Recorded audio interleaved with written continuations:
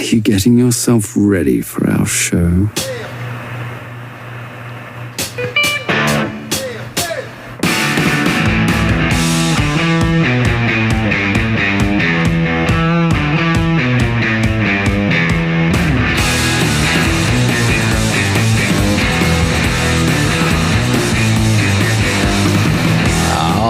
Everybody, Bobby Roast Beef here for Jigs and Bigs. Another Tuesday for you. We have an amazing show. We're recording live on location right now at Three Bells Outfitters because there's news.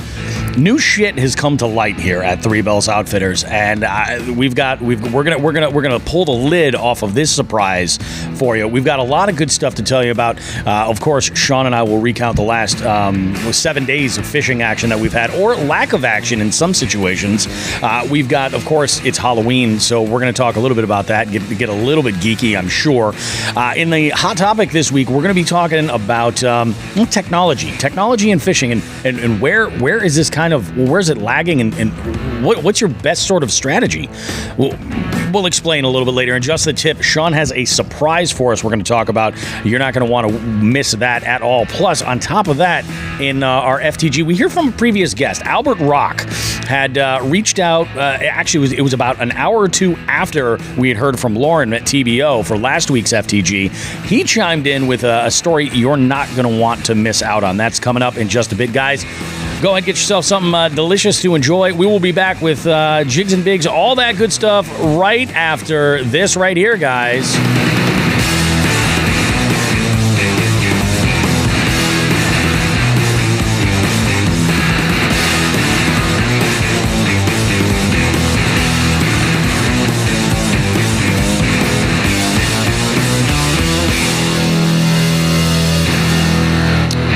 Good morning, afternoon, or evening, depending on when you're listening to this, guys. Bobby Roast Beef for Jigs and Big. Sean, how are you this fine Sunday afternoon as we record this?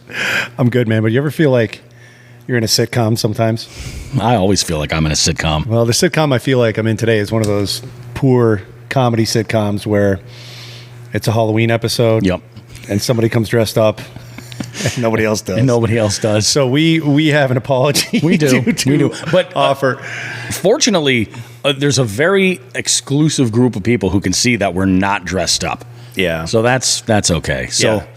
we're like on that sitcom, but that sitcom is on cable access. Yeah. Well, and it's the selectmen that are watching. So fuck them. It's Halloween when we're recording, and we initially had some grand designs for this recording down here at Three Bells, and unfortunately, some things didn't come to pass, and we had thought we had passed the message along for no costumes.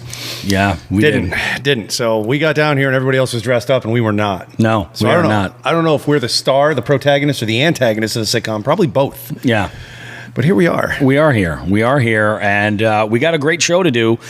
Sean and I had a preemptive, an early impromptu production meeting yesterday, and we have a really good show for you this week, a really good show. And in the beef seat this week, we haven't ever interviewed Deryk Artioli. He's been involved in a lot of our tournaments, and we fish together. Plus, we of course, we deal with Deryk as our go-to guy when it comes to everything Three Bells Outfitters. So it's like it only makes sense. Let's go ahead and do this. So we've got an awesome show. How was your week, Sean? It was good. Yeah, good. We'll review all that in a bit. Let's introduce. I just realized I'm neglecting our platform. So we want to start things off and get like the big news out right away. We are joined by Lauren and Deryk from Three Bells. How you guys doing? We're doing good. How are you? Good. I'm doing all right. Deryk, how are you? I'm doing good. I'm a little concerned about Sean's surprise tip, but you know.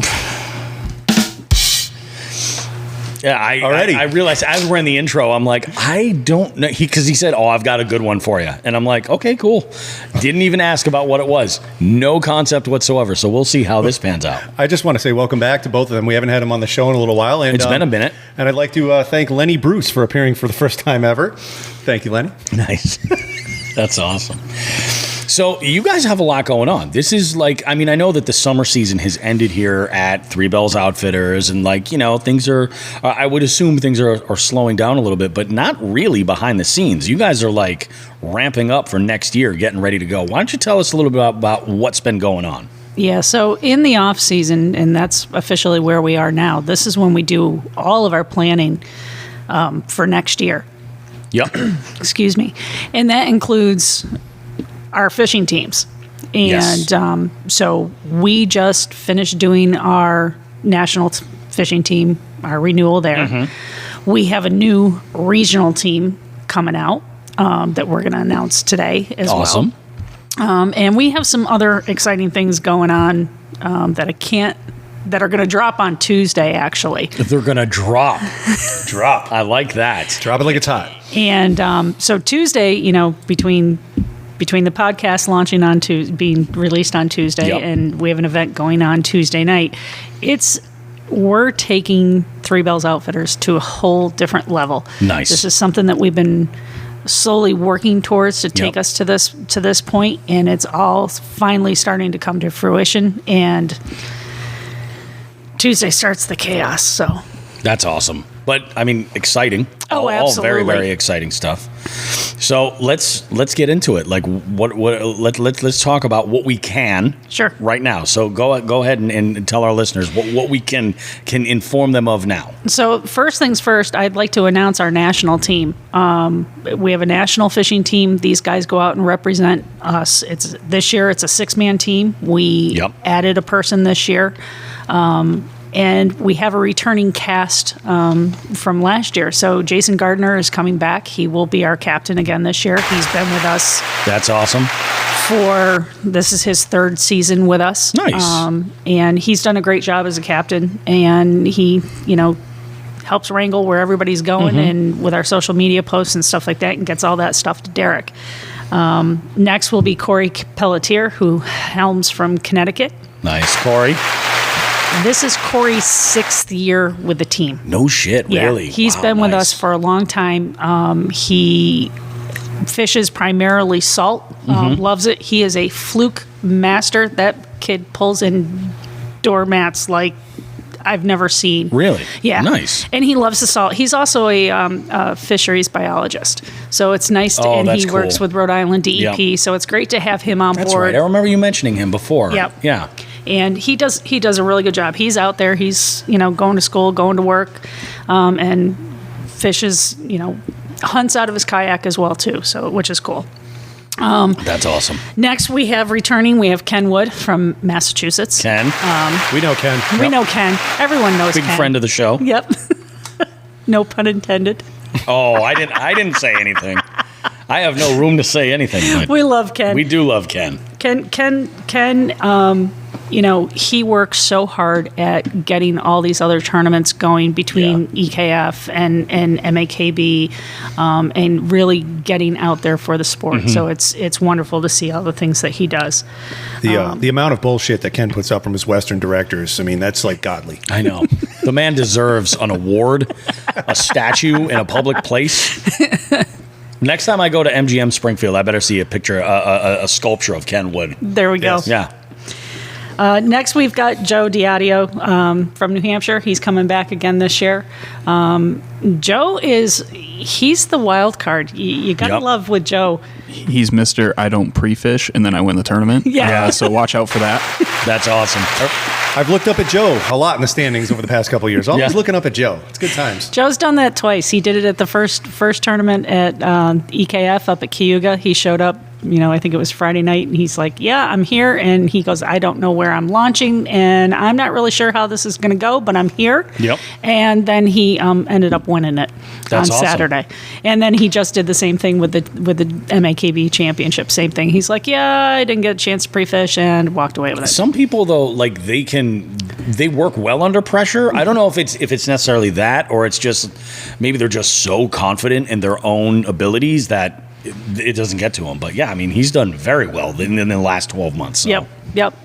And then we've got Tyler Sweet hailing out of New York, coming back again this year, and it's great. Tyler is actually right now we've seen Tyler. He's been out doing a lot of duck hunting out of his kayak, doing a little bow hunting as well.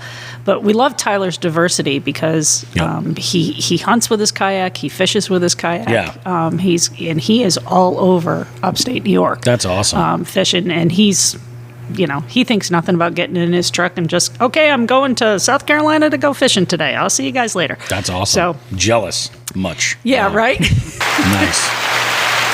That's awesome. And then our newest member to our team is Dustin Nichols, who hails out of Texas. He comes to us. Dustin has a wealth of variety that he does. He's both fresh and saltwater. He's been handling the KSS series down in the Redfish series, doing all the social media for that. He's a member. He's one of the regional captains for Jackson Kayak down south for their national team. It's like a perfect fit then. Yeah. So we are really, really fortunate to have him come on board. We're excited for the things that, he takes us really out of the Northeast region. And really kind of kicks us down south where we're looking to go. That's awesome. So, nice.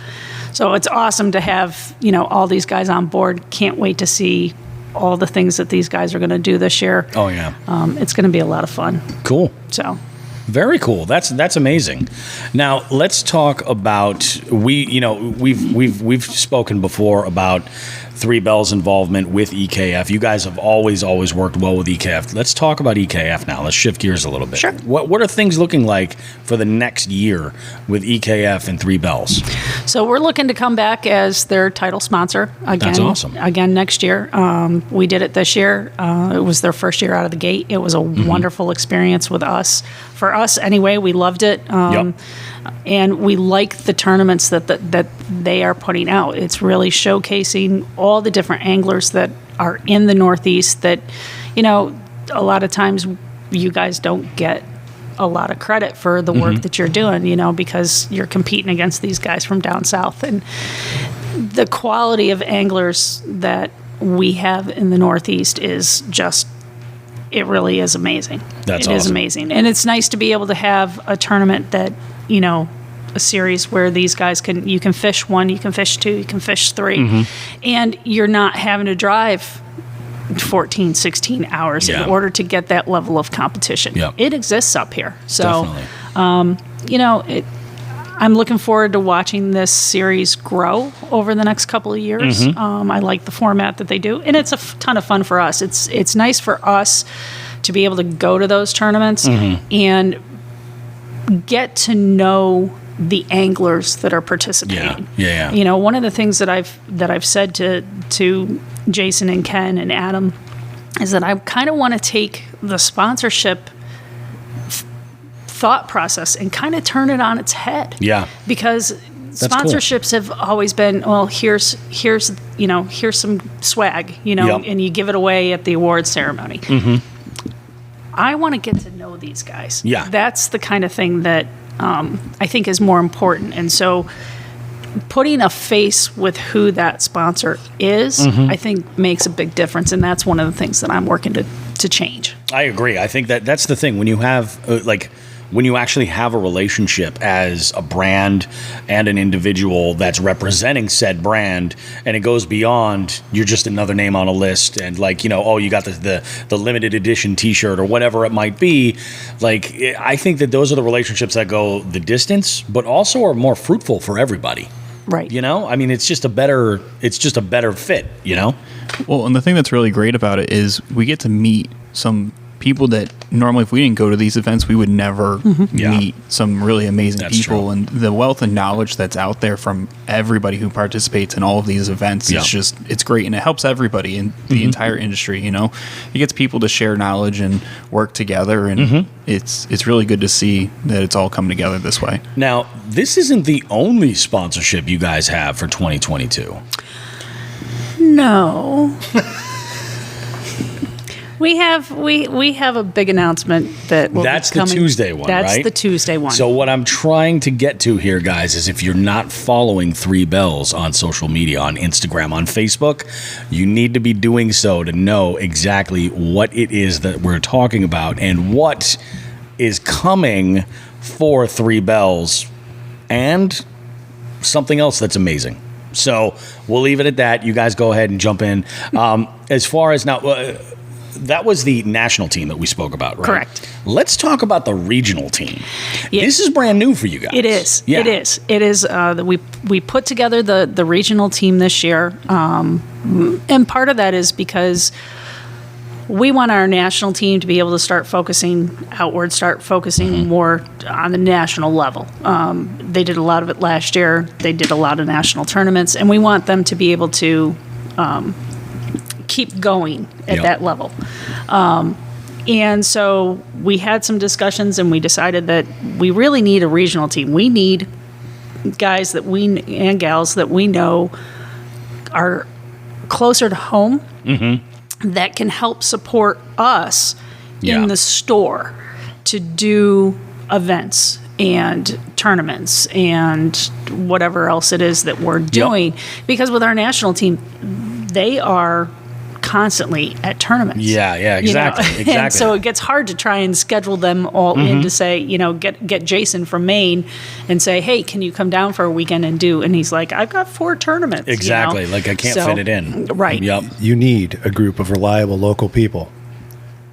Carnies to run the Tilt-A-Whirl for 4 hours at boat shows. That's Basically. what you need. Carnies. The other good thing about this is that having this regional group of people gives us kind of an in to where these people come from in a way to offer events in those areas, whether it's demo days or different events for different organizations and things like that. So it helps, It's almost like an extension of correct. the outfits. It's a give and take, with those people where we can help expand them and what they want to do, and in turn they'll help us as well. That's awesome. That's huge. Do you want to reveal our? Absolutely. Let's talk about it. Absolutely. So we have a 6-person regional team that's going to be joining us this year, and this was not an easy task to come up with these 6. We had 15 people apply for the regional team, and every single one of those anglers was amazing in their own way. From our perspective, from a business perspective, we had a series of goals that we want to see the regional team achieve, and that as a business that we want to achieve, and the individuals that are part of our team are the best fit in order for us to reach those goals this year. That's awesome. So I will start off our first team member, and I'm going to announce him in alphabetical order, is Nelson DaCosta. Nelson. Hey, we know him. We know him. Nelson came to us, and what we love about Nelson is Nelson fishes both salt and freshwater. Yep. He came down for the trifecta, and he was amazing. He got Sean out on the water. He got Sarah on the water. Yep. But he does a lot of things like Nelson likes to guide.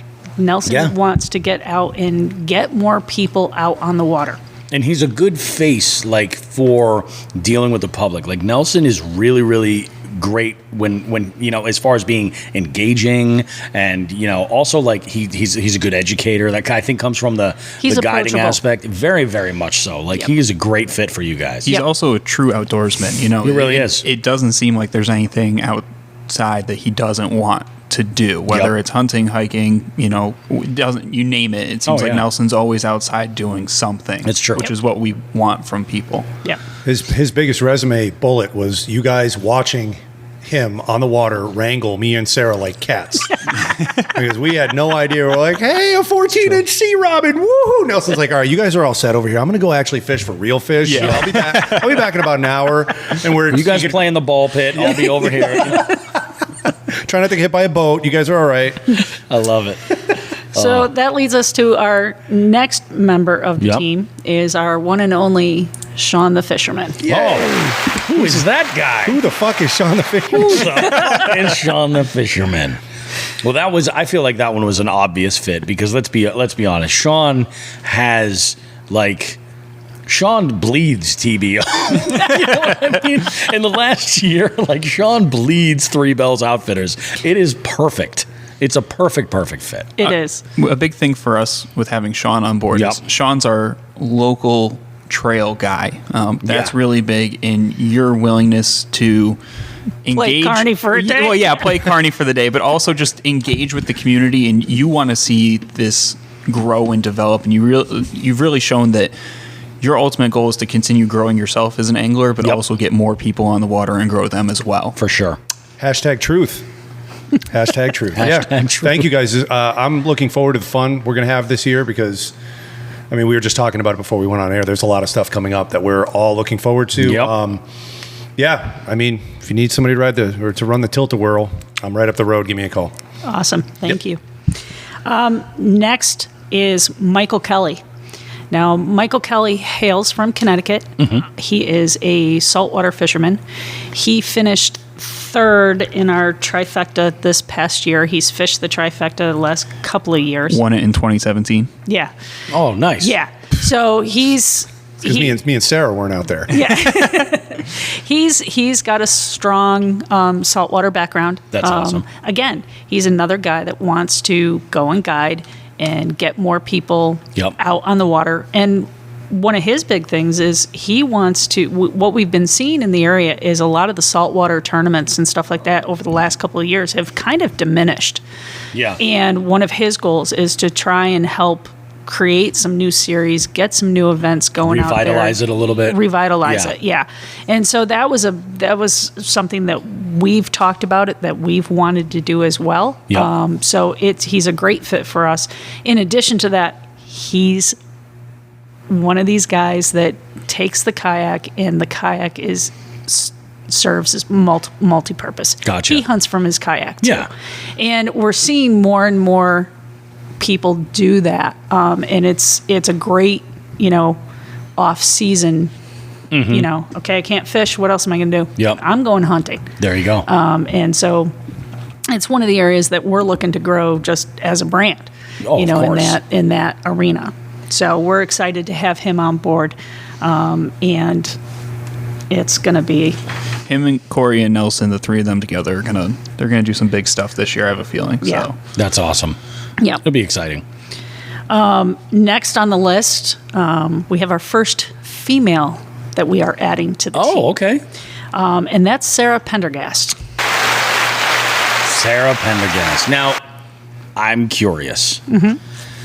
Is the primary reason why you chose Sarah because of her ability to make amazing pickles, as well as pasta sauce, and just her garden in general?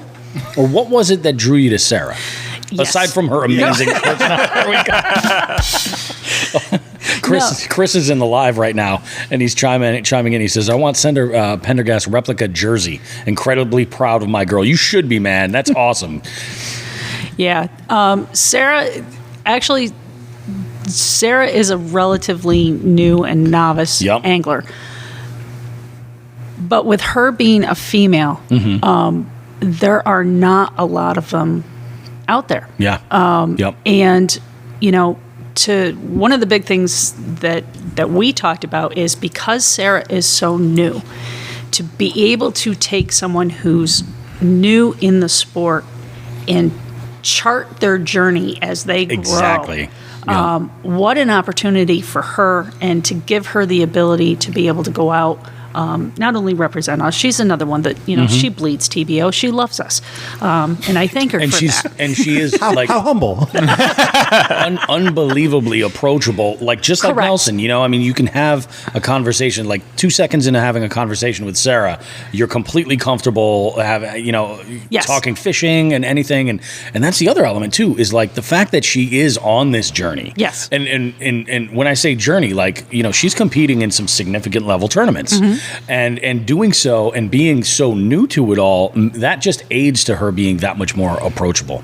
One of the things that I'd like to see Sarah do, and I haven't talked to her about this, but it does go to her garden and her cooking, is to be able to take, we always do catch and release, but, for those of us that want to keep our catches, and which is, that helps sustain our fisheries. Sure, 100% we need to do that conservation, is, okay, let's take it from field to table. And I'm hoping that Sarah will kind of sit there and go, ooh, I get to play. Let's have some fun with this. Let's have some fun with it. And how can I take my garden and and kind of, develop some recipes and stuff like that we could share. Sarah chimes in the live stream, and she says, "I do love you all bunches." Let's fast forward 6 months from now when Sarah is actually living down here in a small shack and doing nothing but making gallons of pasta sauce and pickles a day. It's going to be a food truck with a rooftop garden is what it's going to be. Lauren, I haven't fished in 6 months. All I've done is make pasta sauce and pickles. Get back to work. Awful. And Sarah, with Sarah, there's a couple of anglers that I can think of with MAKB that have done the same thing. Like she jumped into the deep end first. So she started fishing, I believe, with correct me if I'm wrong, with Maniac Anglers, with Jason, right? Mm-hmm. And then just went right into EKF whenever it was available, or KBF. So she's got a thick skin. She's like, I'm out here, I'm learning. Yep. Doesn't matter where I finish in the standings, I'm going to go out there and whoop some ass. And there's also something to be said about like that early competitive anglers like joy of like learning and like successes along the way, as well as the relatability of like any of the pitfalls that they come across, things like that. So I think that's a perfect fit. I'm so looking forward to watching her journey over the next year and watching her grow. And what excites me is that because of where she is in this process, she has a unique opportunity to be able to encourage more female anglers. Definitely. Who are kind of like, I like to fish, but.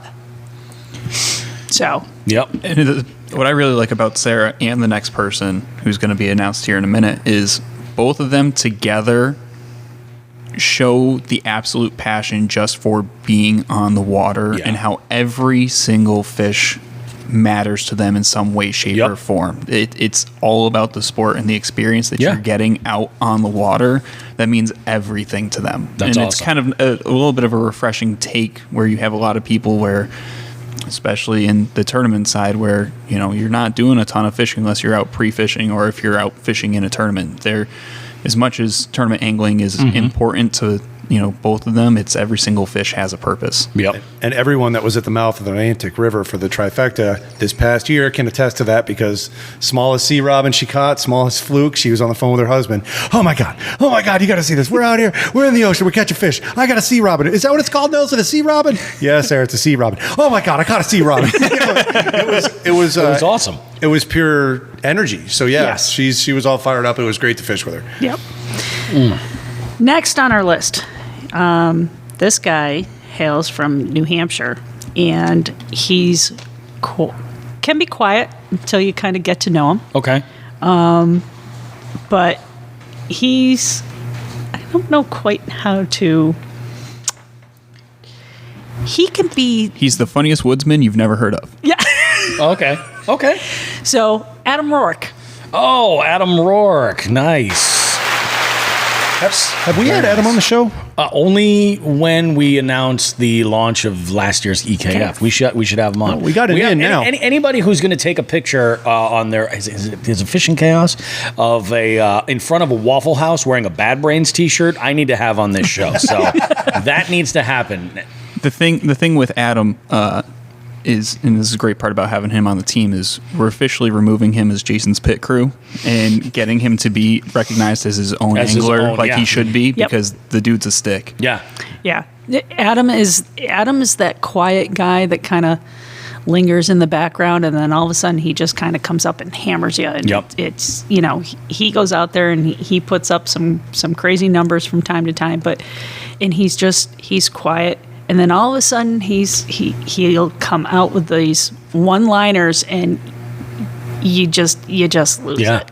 That's the best. I think that funniest woodsman you've never heard of is probably spot on. Yep. That's great. Yep. And then our last member of our team is Rachel Walker. Oh, and Rachel! We're bringing her in from New Jersey, and again, to have a second female angler on this team is huge. Yep. And like Deryk alluded to, the energy that she brings from fishing, it is just infectious. Yep. I mean, she is just, I'm not sure that Rachel has an off button, No. Because she's Put it just this way, if she does, I'm pretty sure it does not work. Like it's been taped over. Right. She's constantly going. And, to have that much energy and that much drive, it's just, you can't help but want to, from my perspective, on my side of things, I can't help but to want to work harder, work more, because you're trying to keep up with that energy level of, just, okay, feed it, because she's infectious and it's in a great way. Oh, yeah. And, I love her spirit. I love her energy. And you want to talk about being like the face and like everybody on this team, they're all essentially representing Three Bells in their designated areas. And like with her, like there's no better face, to have doing that. Like she really does get this role of sponsorship and influencer. Like she understands this much better than I think anybody really ever gave her credit for. So she really hits it out of the park, a home run every time. It's really great. Didn't she catch her PB about a month ago? I'm pretty sure the astronauts on the space station knew about it. Like, it was, she blew it up. It was great. Yeah. Everybody on this team brings something completely different from each other. But as a whole, this team kind of checks all the bases of what you look for in different anglers, especially in the Northeast region where we're looking at. I mean, we've got people that hunt, we have people that fish, whether it's freshwater, saltwater, if you're, people like Sean where you're traveling out and you're going for, some toothy bastards and stuff like that. I mean, everybody on this list brings something different to the table, but as a group is going to be able to achieve a lot together. That's awesome. We're so excited awesome. to have. I'm psyched for you guys to have all of these guys as part of the team. It just, we didn't think that we were going to be able to add the regional team as quickly as we did. But I'm so glad that we were able to add everybody on this year, and we're just going to go for it. Yeah. You guys will find out too that it's very awesome just to make interesting side bets that have nothing to do with Sarah, and then somehow we win her pasta sauce. It's like you guys will understand. Yeah. You'll get used to that too. It's good. I made pizzas out of that pasta sauce. Oh my god. Yeah. It's freaking awesome. There were, I know back in Champlain when we were having that little gathering at the Bass Cabin and, having a great old time, I made jokes about standing in front of my kitchen, in front of the refrigerator in my kitchen, in my underwear, drinking that pasta sauce. It happened. That was not a joke. It happened multiple times. I made a Bloody Mary with it. It was great. Oh my God. It was out of this world. That stuff is so valuable to me that good. I made some, I think it was pasta for the family. Yeah. They didn't eat all the sauce. I literally looked at them and I froze it. I don't care. I'm going to reuse it again for pizza or something. Like you need to. Yeah. I have to. That's like gold. It is. Yeah. It is gold. Unbelievable. I'm so happy for you guys. 2022 is going to be huge. If you're listening to this show and you're not one of our jig heads, currently subscribed and watching this exclusive live stream ahead of time, if you're listening to this right now, stop the episode. Pause it. Go and follow Three Bells Outfitters on Instagram. Go like their Facebook page and look for that big announcement of what it is that we're teasing here for you guys. Go find out what it is. It's huge news. We'll have a follow up in a week, obviously, with details as things start to come along and things like that. It'll be a whole lot of fun. So go follow them now. Once you've done that, come back and hit play again and give it a listen.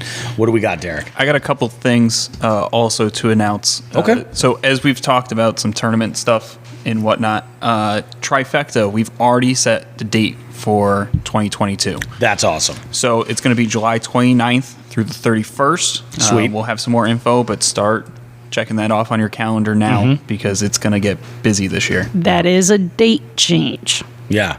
We ran into some conflicts. Usually we're the third weekend in July, but we ran into some conflicts. One with EKF because they have a tournament that weekend. Yep. We have a conflict the following weekend, so we have pushed it to the last weekend of July Fishing will still be phenomenal, Yep. as it has been. Great time of year. Yep. Yep. And but we had to make that adjustment, and we want people to know that now, because there are a core group of people that They just assume that it's that original date. Sure. correct, because it Yeah. has been for every year. But this year Yeah. we had to switch it this year due to some other conflicts. Yeah, So. of course. We actually talked about that last week a little, Bobby, because remember we had brought up the entire EKF Yep. schedule, and I had mentioned I got to actually say this because a question came up, and I want to make sure that our listeners don't, well, the ones that care that are up in the Northeast don't mistake anything. So when I had asked Ken, Yep. because Ken is an EKF guy. He's one Oh, of the yeah. directors for EKF. I had said, hey, you thought about the Connecticut River? It's right by me and Bobby's house. Completely self-serving, right? Sure, exactly. I think I kind of threw that out there, and I'm not a director for EKF, but Ken is my director at MAKB, so I kind of I'm in his ear every now and again. Exactly. And I just happen to make mention of that. So I am not a director for EKF, but I just kind of threw that out there as a concerned citizen. Oh, yeah. Concerned citizen. And I think we talked about it too with their original schedule for that. And how this all waterfalled to the trifecta was, I think Ken was originally looking at that when they decided on the Connecticut River for either end of August or what was it, June, right? End of June. At the middle of June. Which central in the Connecticut River in the state of Massachusetts is Route 9, which goes into basically it's the It carves Yeah, the state of Massachusetts in half. yeah, it's basically. the main line, though. It's right by Amherst. Yep. And at those those are the two times you do not go anywhere near that section of Yeah. the state, because at the end of June or around June, it's graduation time. Mm-hmm. And that people are booking hotels out for that years in advance for their kids' graduations, because it's not just UMass, it's UMass Amherst. It's all the Got schools, but all the families and everything. Hampshire College, Amherst College, Yep. Smith College, and Mount Holyoke, the Big Five college area. And then on the other end, for August, that last couple weeks of August is move-in for those schools. So Yeah. it's like those Oh, are yeah. the two times of the year you can't get a hotel. And I was explaining to Ken, he's like, well, that's good information to have. And Well- I said, yeah, a couple years ago, the local Air Force Base had an air show. Yep. And the only time they could bring in the Blue Angels was during I think it was graduation week. Yeah.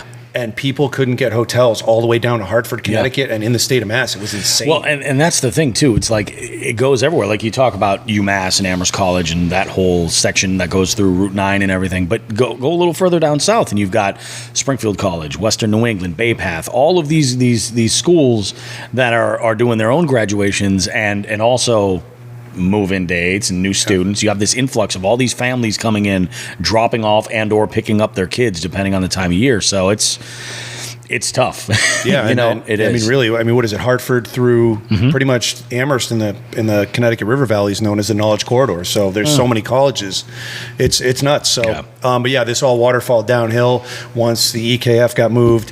Then, Three Bells obviously had to be talked to I make it sound like you guys did something wrong.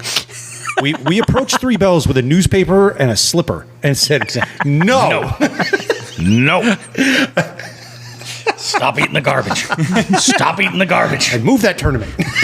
And so we all worked it out because we're all, I don't know, most of us are adults, I guess. I don't know. But yeah, it's all working out. So we are stacked for tournaments in the Northeast this year, man. We are stacked. It's good. It's very And good. it's only going to get better. No, it is, for sure. Part of and I'll let a small cat. A nugget? I'll give you a nugget. Okay. A giblet. So part of the announcement that's coming Tuesday night will be with KFL. Oh, okay. So we are going to be working with them this next coming year, Sweet. which we are really excited about. We have some amazing teams that are coming up in the Northeast Yeah. for KFL, and a lot of the anglers are either EKF or MAKB that we've gotten to know, and so we're excited about this. So that's part of what will be happening Tuesday night. That's so, awesome.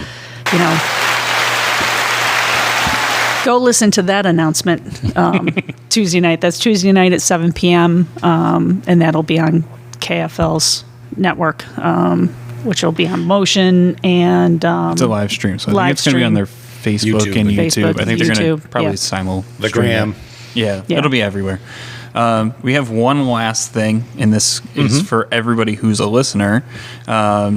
at the end of the season, we offer drive tune-ups and servicing of any of the pedal drives that we carry here in store. So that's Hobie, Native, Feel Free. In the future, it will be Bonafide because they have that one coming out this year, and Jackson. So if you have a drive that needs to be serviced, get in touch with us. It's normally $75, but if you mention that you've come from Jigs and Bigs, we'll take 15% off. Look at that, people.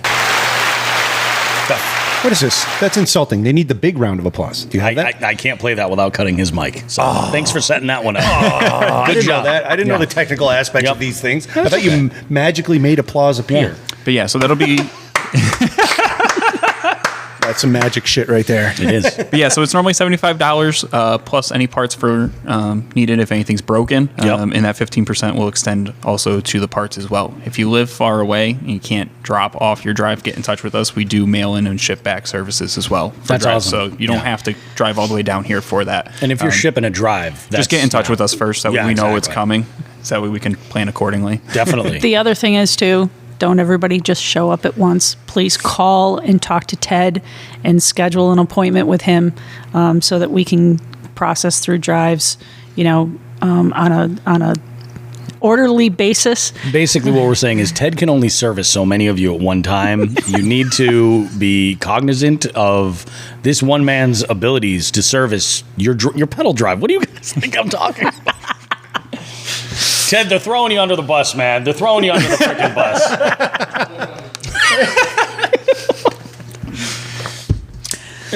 That's great. So I mean, Ted. That's the one thing Ted's great about.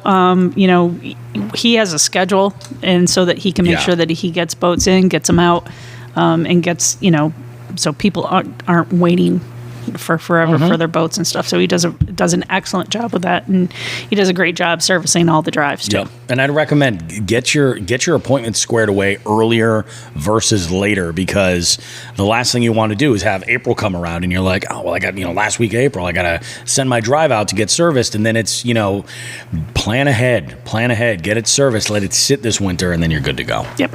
Love it. Awesome. Well, thank you guys. That's huge. It's very, very generous of Three Bells Outfitters to offer listeners of the show a 15% savings on service for their pedal drives. And you guys, have at it. Go and get to it. I think does that settle us for this? You want to throw it a break and then come back and we'll talk about our weeks and such? We've been sitting here at Three Bells for an hour now? Mm-hmm. Pounding Three Bells coffee. We have, yeah. We need to take a break. I'll accept that as a cry for help. And we're going to wrap things up. We'll be back, guys, right after this short message. Don't go too far, because we come back, we're going to review our weeks.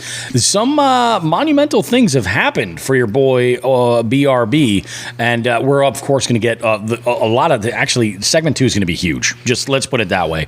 You don't want to miss it. We'll be back right after this. Jigs and Bigs is proud to announce we're being supported by Old Glory Outdoors. They're a veteran-owned company that carries fishing and hunting gear. Plus, they're highly active in supporting veteran organizations and charities. Old Glory is an authorized dealer of favorite rods, FX rods, Guggen baits, X-Zone lures, Sixth Sense, and many more. There's a brick-and-mortar store located in East Brookfield, Massachusetts, but you can also order online at oldgloryoutdoors.com. They ship anywhere in the lower 48 states, or order online and pick up at the store. When you order, use the promo code Jigs and Bigs, and you'll save 10% off your complete order. Plus, you'll help support the show. Make sure to check out the apparel line called OGO Gear while you're there. Old Glory Outdoors believes in the slogan, "Start 'em young," to keep kids away from screens and enjoying nature. They've got a full array of live bait too. Check out oldgloryoutdoors.com and use the promo code Jigs and Bigs. Save some money and gear up now.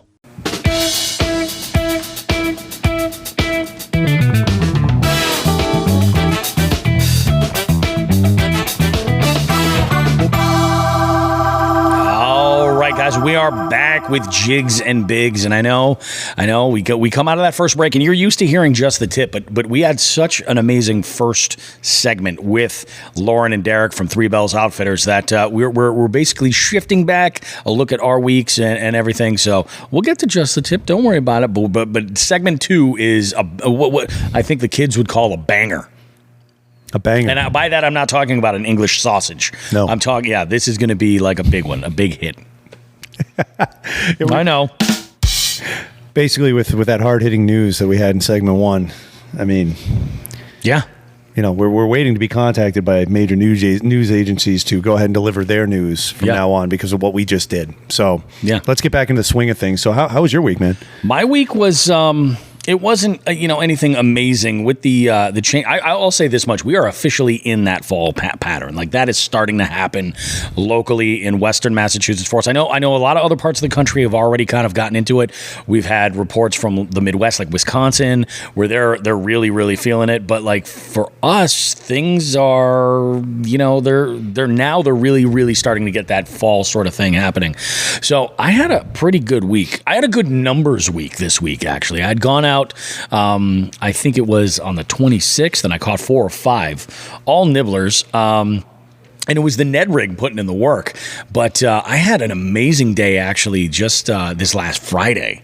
I had my buddy Paul had taken the day off of work, and the plan was we were going to go and fish and just do some pond hopping.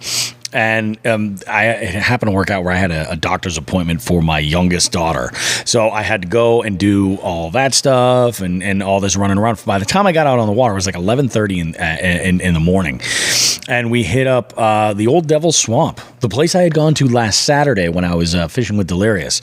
And the wind was just like, it was crazy. It was just hammering us on the bank. We were on the right bank to be in because it was just casting straight into the wind every single time.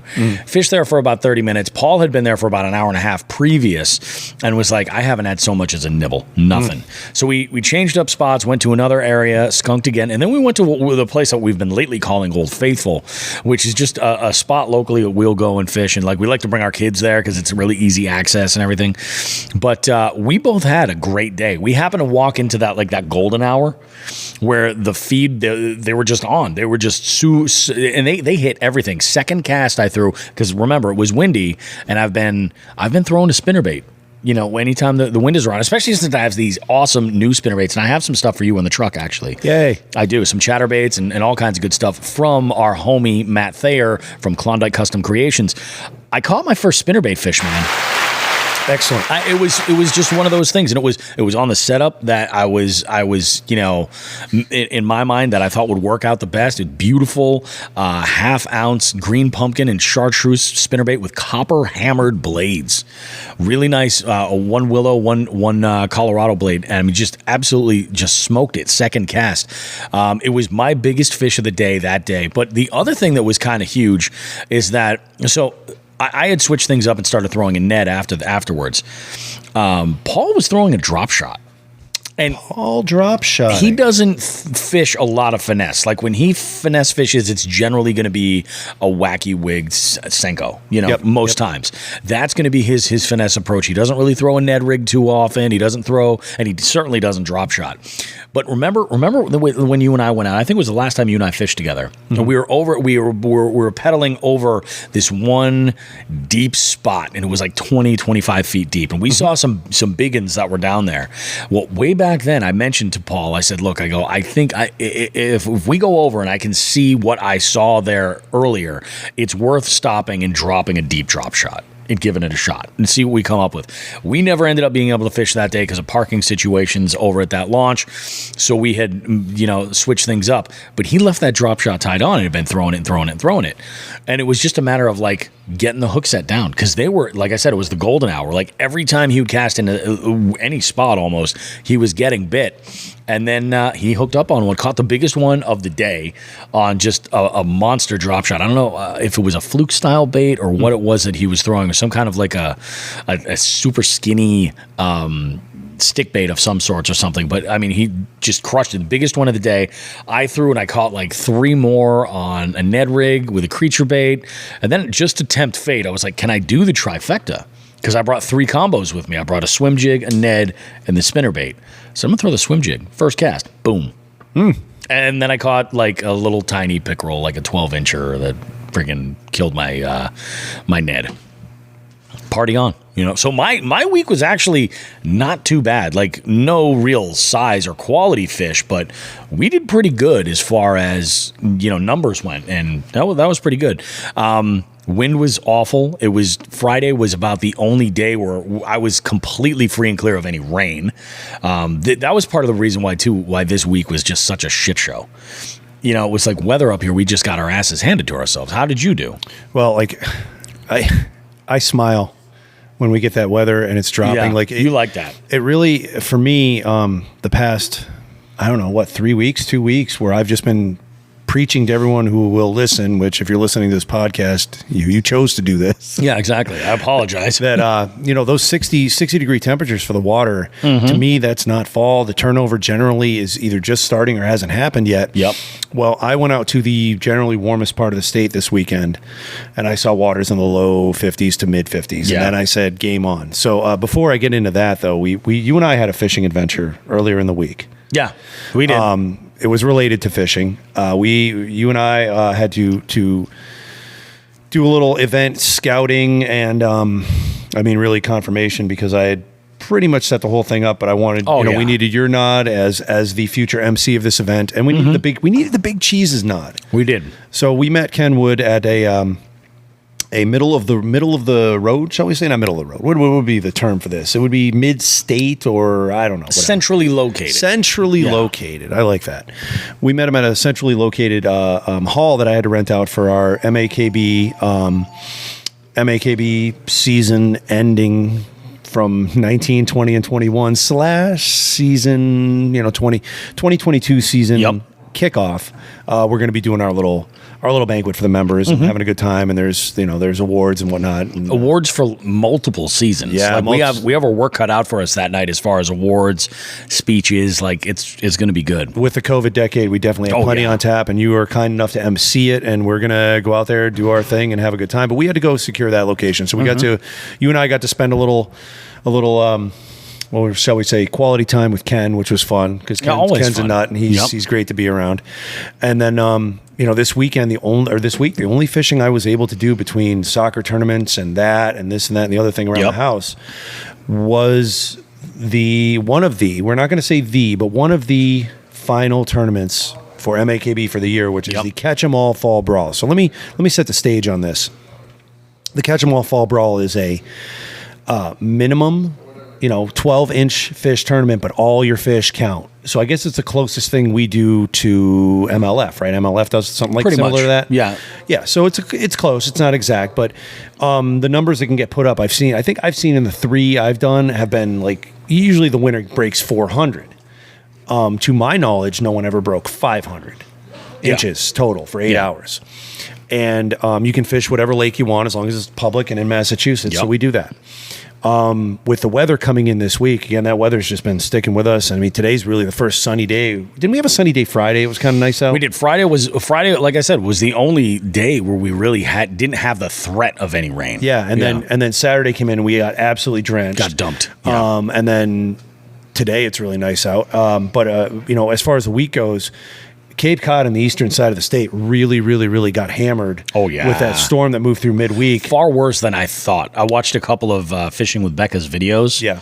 And her girlfriend is in the Boston area, out on that end of the state. Yep. And yeah, they were without power. Like it was crazy. Yeah, the winds. I had heard the winds were possibly triple digits. Did I hear that right? Really? I thought I heard from somebody. Yes, we're still here recording at 3 Bells, by the way, and Lauren is sitting across from us enjoying a sandwich, and she is nodding at the note of the 3-digit wind speeds. So, so the Cape, I was actually driving on Cape Cod yesterday morning out to where I went to Cape Cod because I've got a little tiny pond that I like to fish in the winter. Yep. And I have, out of the years I've been fishing there, I've been fishing that pond for 10 years, and I cannot. I know there's probably a big fish or two in there, and they're probably very smart. Sure. I think the biggest fish I've caught in there, maybe 2 18-inchers over 10 years. It's just a small fish pond. It's a lot of 12 to 14-inch fish. But for what you're doing, yes, that's what you perfect. want. Yeah. So it was worth it for me to wake up and drive 2.5 hours out to my fishing spot. And I had a good time. It's mildly wind sheltered there. I did get blown around quite a bit, which we'll get into in just a tip. I got blown a lot. We'll talk about it in just a tip. Just realized I said that. It was going through. So I got out there and we it started at 8, went till 4 p.m. and I decided to do something a little different with the wind blowing and the weather coming in. We were supposed to get rain all day. And normally at that little lake, I have some things I do. That little lake likes jigs. All the fish in there seem to like jigs. And I said, you know what? I'm going to try something different just to start. Yep. And I've really, really, really been pining to fish this lake for one of these tournaments. And I said, you know what? I'm going to run a chatterbait, see how that rolls. So I did 2 laps around the lake with a chatterbait. And after an hour and a half, I think there was maybe 2 hours. I think there was myself, John Ferreira, and Nate Shagnon. We're all sticking around 100 inches. I think we'd all passed 100 inches. Yeah. And John was starting to break away from us, but Nate and I were going back and forth. And I think within the next hour, the third hour out there, I think Joe DeDeo inserted himself into the conversation. And then, so now 4 of us are really kind of laying the wood out there. Yeah. And everybody else who was in the tournament, there were, I believe, 15. I thought a couple people may have dropped, but there was 4 people that were really hammering down. Yeah, right? they were kind of in sort of that's where the race was. Yeah. And then John, I think after 10 or 11 o'clock, the closest I got to John was like 30 inches, and he just took off. Like he was gone. And I was keeping pace for a while, and I saw that Joe and Nate were keeping pace with me, but then they tailed off. So by the end of the day, John had just about cracked 500. He got 490 or something like that. It was crazy. So all these little 12-inch fish, when we go out and have a day where it's all 12 inches. Well, yesterday, because we do great thing. Yeah, we do tournaments like this. It's a great thing. So I went out and had a blast. I cracked 350, which is my best total and was good enough for second place. That's but man, huge. Congrats to John. John almost hit 500. John. He gets the big one. He gets a big one. He gets a big round of applause because we don't need that mic. Yeah, we don't need those mics. John, congratulations, dude.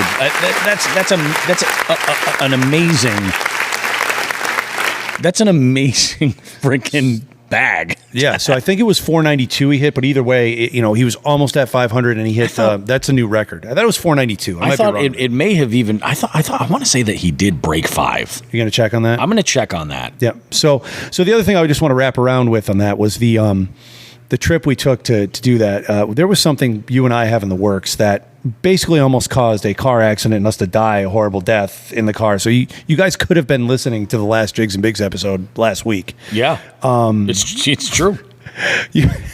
With your interneting skills and me driving, I had made a request. It was 492. Wow, I'm smart. Yeah, you're right. 492 and a quarter. Pretty smart for a hippie. We were driving, and I said, we're working on something, but we need some sound effects for something. And we do. I said, I'm looking for a certain sound effect, and there's got to be this one particular thing I'm looking for, and I want the certain tone. And you said, well, let me check this one.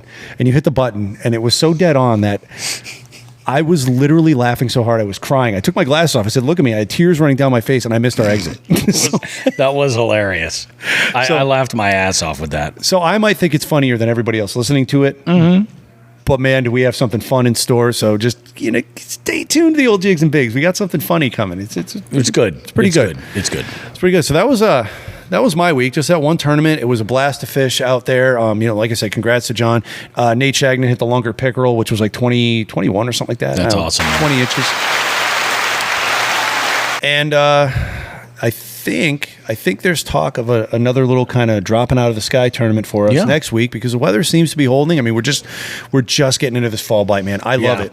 And It'd after be a that, shame to miss out. Yeah, and after to jump back into the tournament real quick, after I went around with that chatterbait, I was smiling because I was sticking with the lead.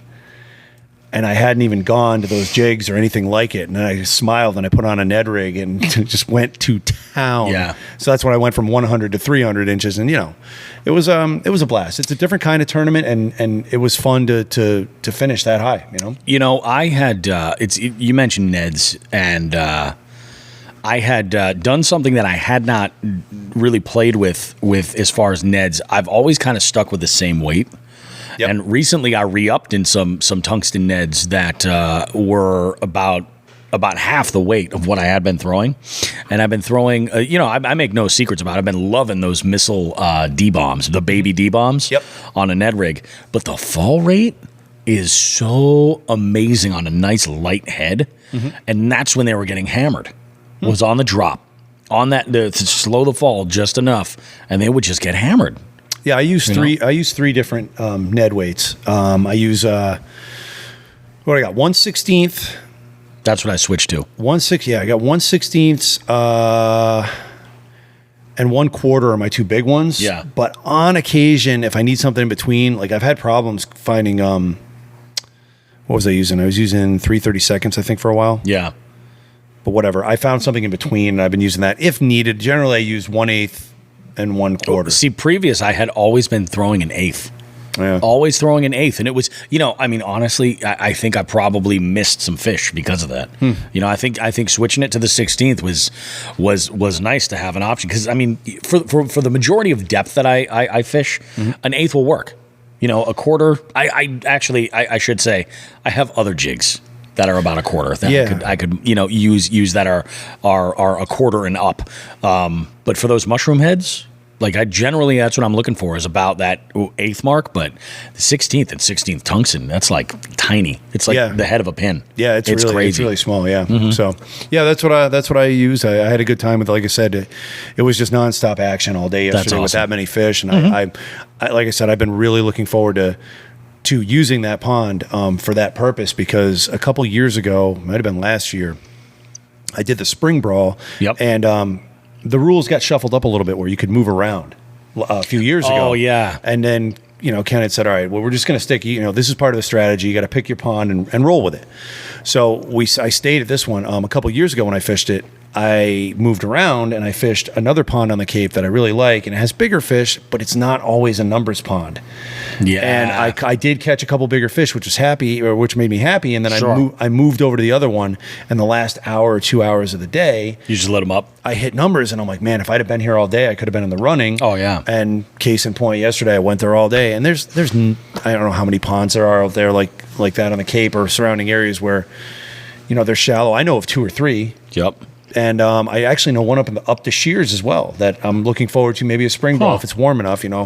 We'll see. But it was a fun day. I got out. The rain didn't hit until the end of the day, and my God, that rain got bad. Yeah, it was real bad. And just another great tournament. I was really, really excited. Let's see what we got next week. I mean, I think that was huge. I was looking at when. Actually, yesterday when I called you after the tournament, you were in the middle. I think you were loading up the boat. Yeah, and I was just like, "Oh, today must have been rough." He does not sound like he's he's in the greatest mood. But then when you're like, "Yeah," he's like, "I was lighting him up." It was great. I was like, "Really?" Yeah, it was a rough day. But then I heard the whole situation with Max and everything else. And I mean, let's be honest. Yeah, my man needs his Clams Casino pizza. With the damage that was incurred on the Cape, so a lot of the local restaurants, if they were even open, were doing like takeout only or this or that or the other thing. A lot of them didn't even have power. I'm assuming that some places had gas stoves. That's really the only way they could be on. Oh yeah, gas stoves, gas ovens, or we're running on a generator. Yeah, So I like to eat at Max in Chatham, Max Seafood in Chatham. I love eating there, and you're wearing a shirt from Max right now. I am wearing their Max shirt. Yeah, there you go, Max. There's some free advertising. You're welcome. The invoice is coming. Yeah, so they were takeout only, and their takeout menu did not include my Clams Casino pizza, which I was looking forward to with the takeout option of driving home and eating pizza, because that's what I do. There's no better feeling than eating a hot slice of pizza from behind the wheel. Yeah, that's the way, that's America. It's true.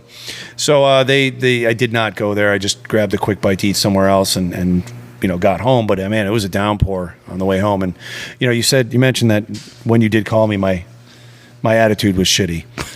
It was mine was too. It was somewhat shitty because there were some. Even though I fished in a highly populated area, and this is going to bring us right into what you and I wanted to talk about a little bit today. I fished in a highly populated area. Highly. It was crazy. But the place I fished at had some minor cliff walls. I mean, it was the Cape Cod is notorious for kettle hole ponds. Yeah. And if you guys want to know what kettle hole ponds are, I know we discussed them prior to this. It's just basically back in the old ice age when the glaciers moved through, they just ripped up holes. Yeah. Basically, and they look like kettles. And the Cape Cod is pockmarked with them. And it's not just the lakes. If you've got a kettle hole pond, it's not just flat everywhere around it. So that generally there's cliffs involved. There's small bluffs or whatever, and that murders cell phone signals.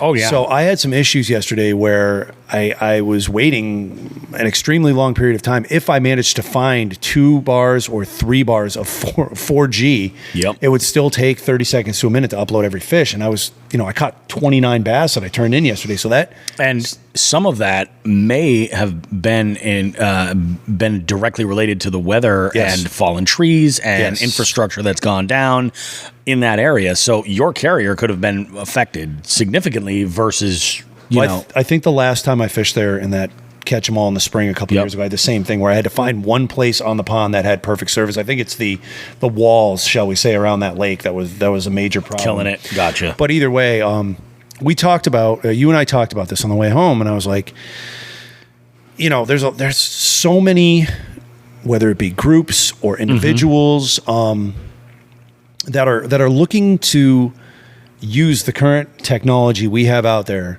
to broadcast what they're doing on the water live. In a live setting. Yeah. And I'm going to just go ahead and hand you the football, Bobby Roast Beef, because you've got a lot to say on this. I mean, the conversation the other day we had was fantastic. Yeah. I mean, generally, the gist of it, the point that I was making is, I can remember seeing this in like years ago, and some of the fishing YouTubers would try to do a live stream from their boat. They have a tripod, like actually what we've got right here, what we use our webcam on, like one of those, and they'll put their phone on there with, it's in the box, but there's a little adapter. You put your phone on, you live stream right from that. And while it is like, it's very convenient and it's great to have this kind of stuff, with what we do by default being out on the water for the amount of time that we are, in some situations in a very remote sort of place, it's really, really difficult to get quality enough signal to be able to make that something that, first off, anybody would want to watch. Because I mean, you're dealing with the video quality is going to get pixelated to hell. I mean, here we are, we're in an establishment with Wi-Fi, and I have had several notifications telling me that the bandwidth is very low. So if you look back, the difference, I'll give a perfect example, and I'll throw us on the chopping block.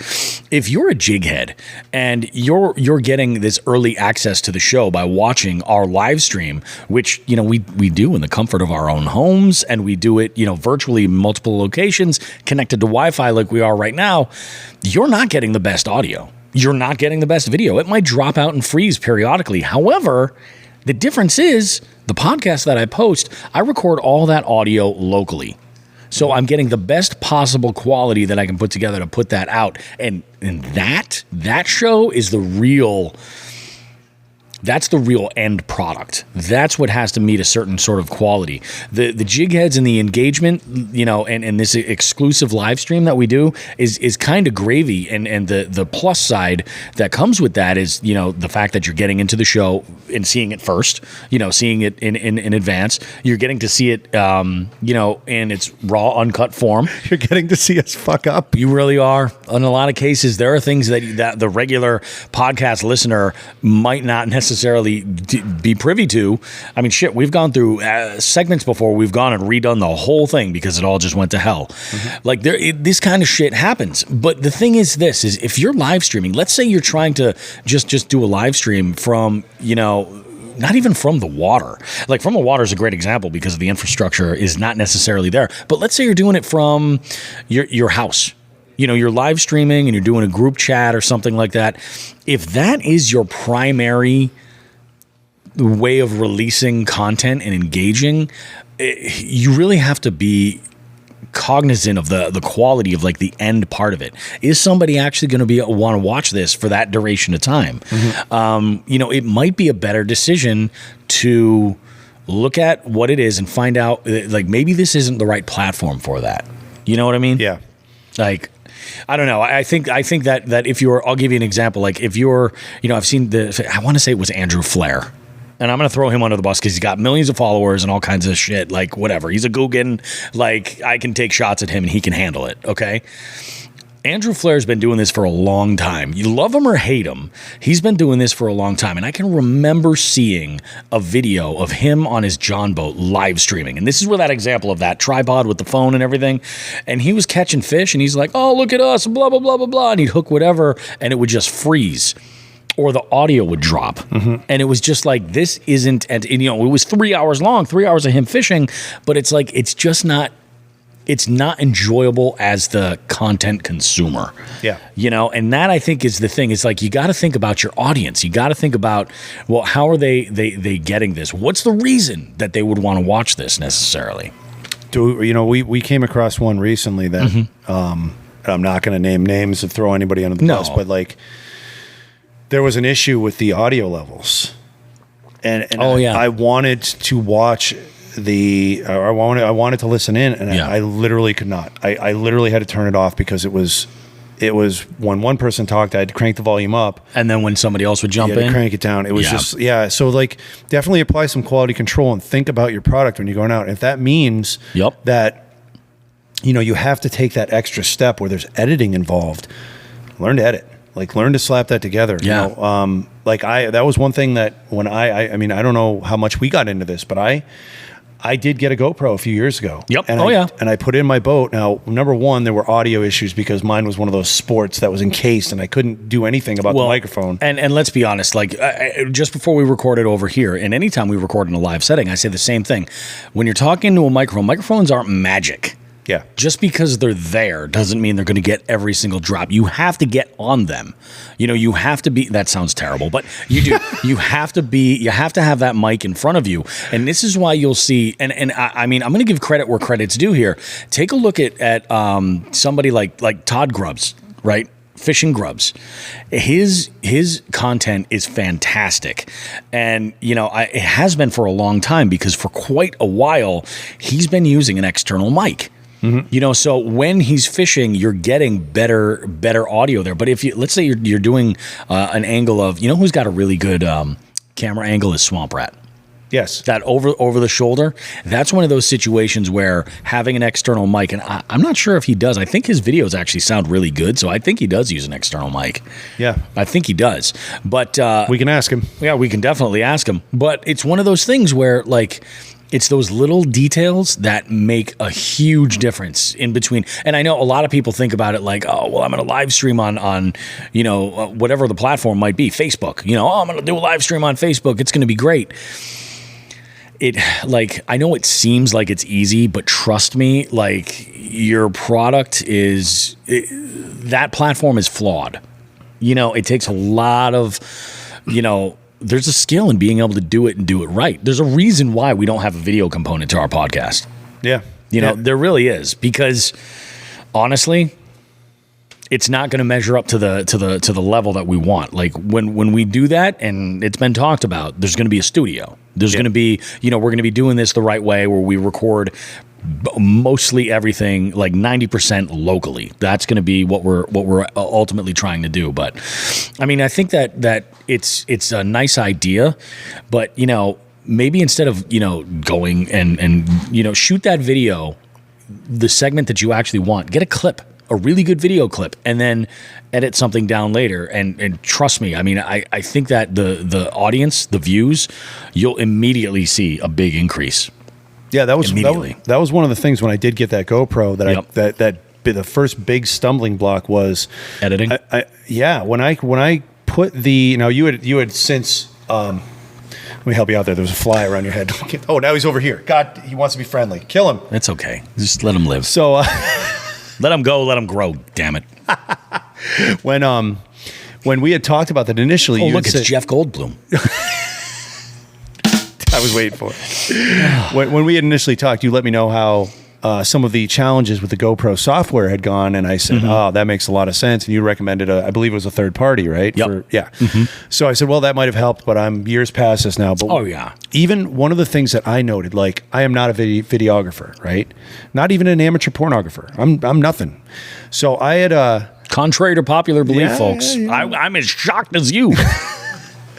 With going out on the water and recording, however long I was doing it, 4 hours, 5 hours of footage, however long the battery would last, and then comparing it to the notes of when I caught fish and being able to kind of figure out, timestamps or whatever, there's so much work involved. Oh yeah, there's so and much, especially like if you're like you're saying, like if you just record the whole thing. Yeah.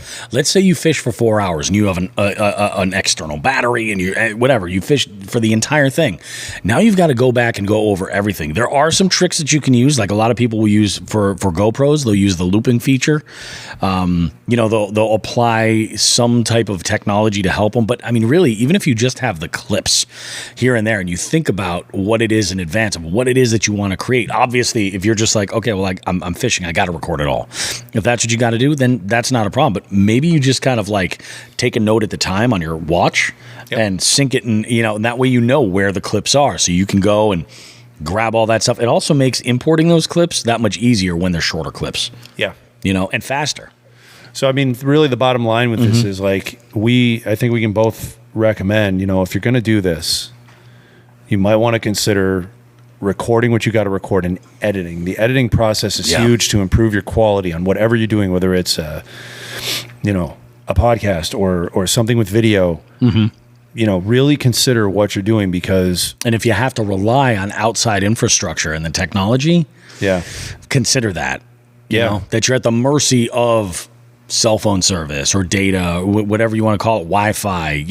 You're at the mercy of what's available for where you're at and what your device can handle. Yeah, and I think what we both came to when we had this conversation, the conclusion we came to is it's kind of sad in a way that when you do it right, nobody's going to notice. But if you do it wrong, holy shit, it's going to sound not very good at all. I used to work in broadcasting for like 20 years. And what my job was, I was a master control operator. I would put programs, shows, breaking news. I'd coordinate everything that went out over the air. And this was for a myriad of television stations. It was a lot of automation involved, a lot of different things going on.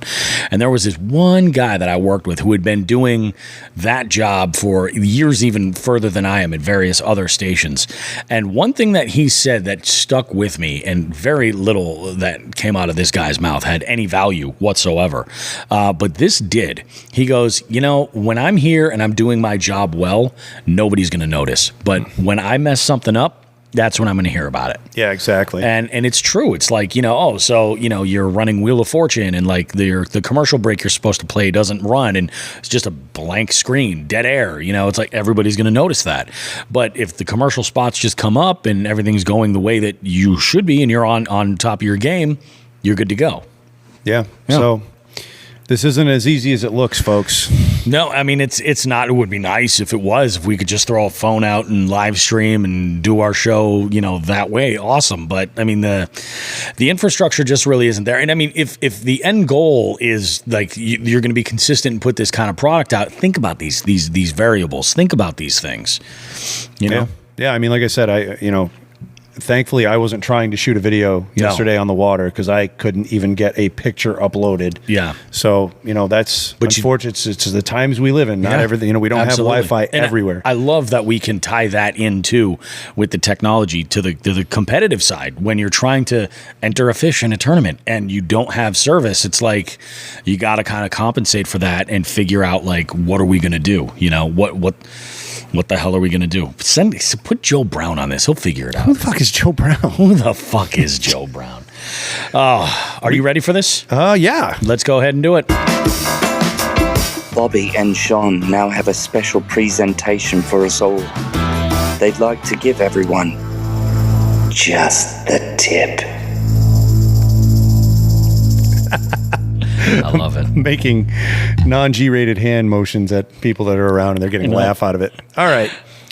Now it's time to get angry again. Oh, yeah. Because there was another reason I was all bent out of shape when we talked after I got off the water. I had mentioned to you, like, with you now having the Titan and being able to pedal and move around a lot quicker and being able to control the boat, I was thinking really about you yesterday and how you would have been on the water with me for about a half an hour.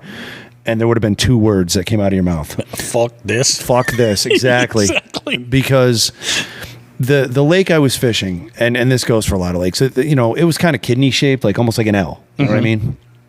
And yesterday, the long part of the L was parallel with the wind. Oh, it was parallel. And the small part of the L was perpendicular with the wind. And that's not generally how I like that lake. One thing you have to remember with kayaks in the wind, and especially the ones with pedal drives and rudder systems, is the heaviest part of the kayak is generally the ass end. And it's going to be in the water a little deeper. Oh, yeah. And when the wind grabs you, it's not going to spin you forever. It's not going to spin you 360 like a pinwheel. Yep. It's going to spin you so that goes forward with the wind. So you're basically facing into the wind, being blown backwards at almost all times. Yep. And I've talked about it before, where I actually like fishing jigs that way. Like, I like to throw into the wind, which is fine. So I just keep pedaling. It's just a constant pedal. I probably dropped about 5 pounds yesterday just pedaling my ass off. Oh, yeah. Throwing those jigs and Ned rigs and everything else like that. But when I'm throwing search baits, I like to throw with or across the wind. That's where shit got a little crazy, because I was throwing a chatterbait for most of yesterday morning. Yep.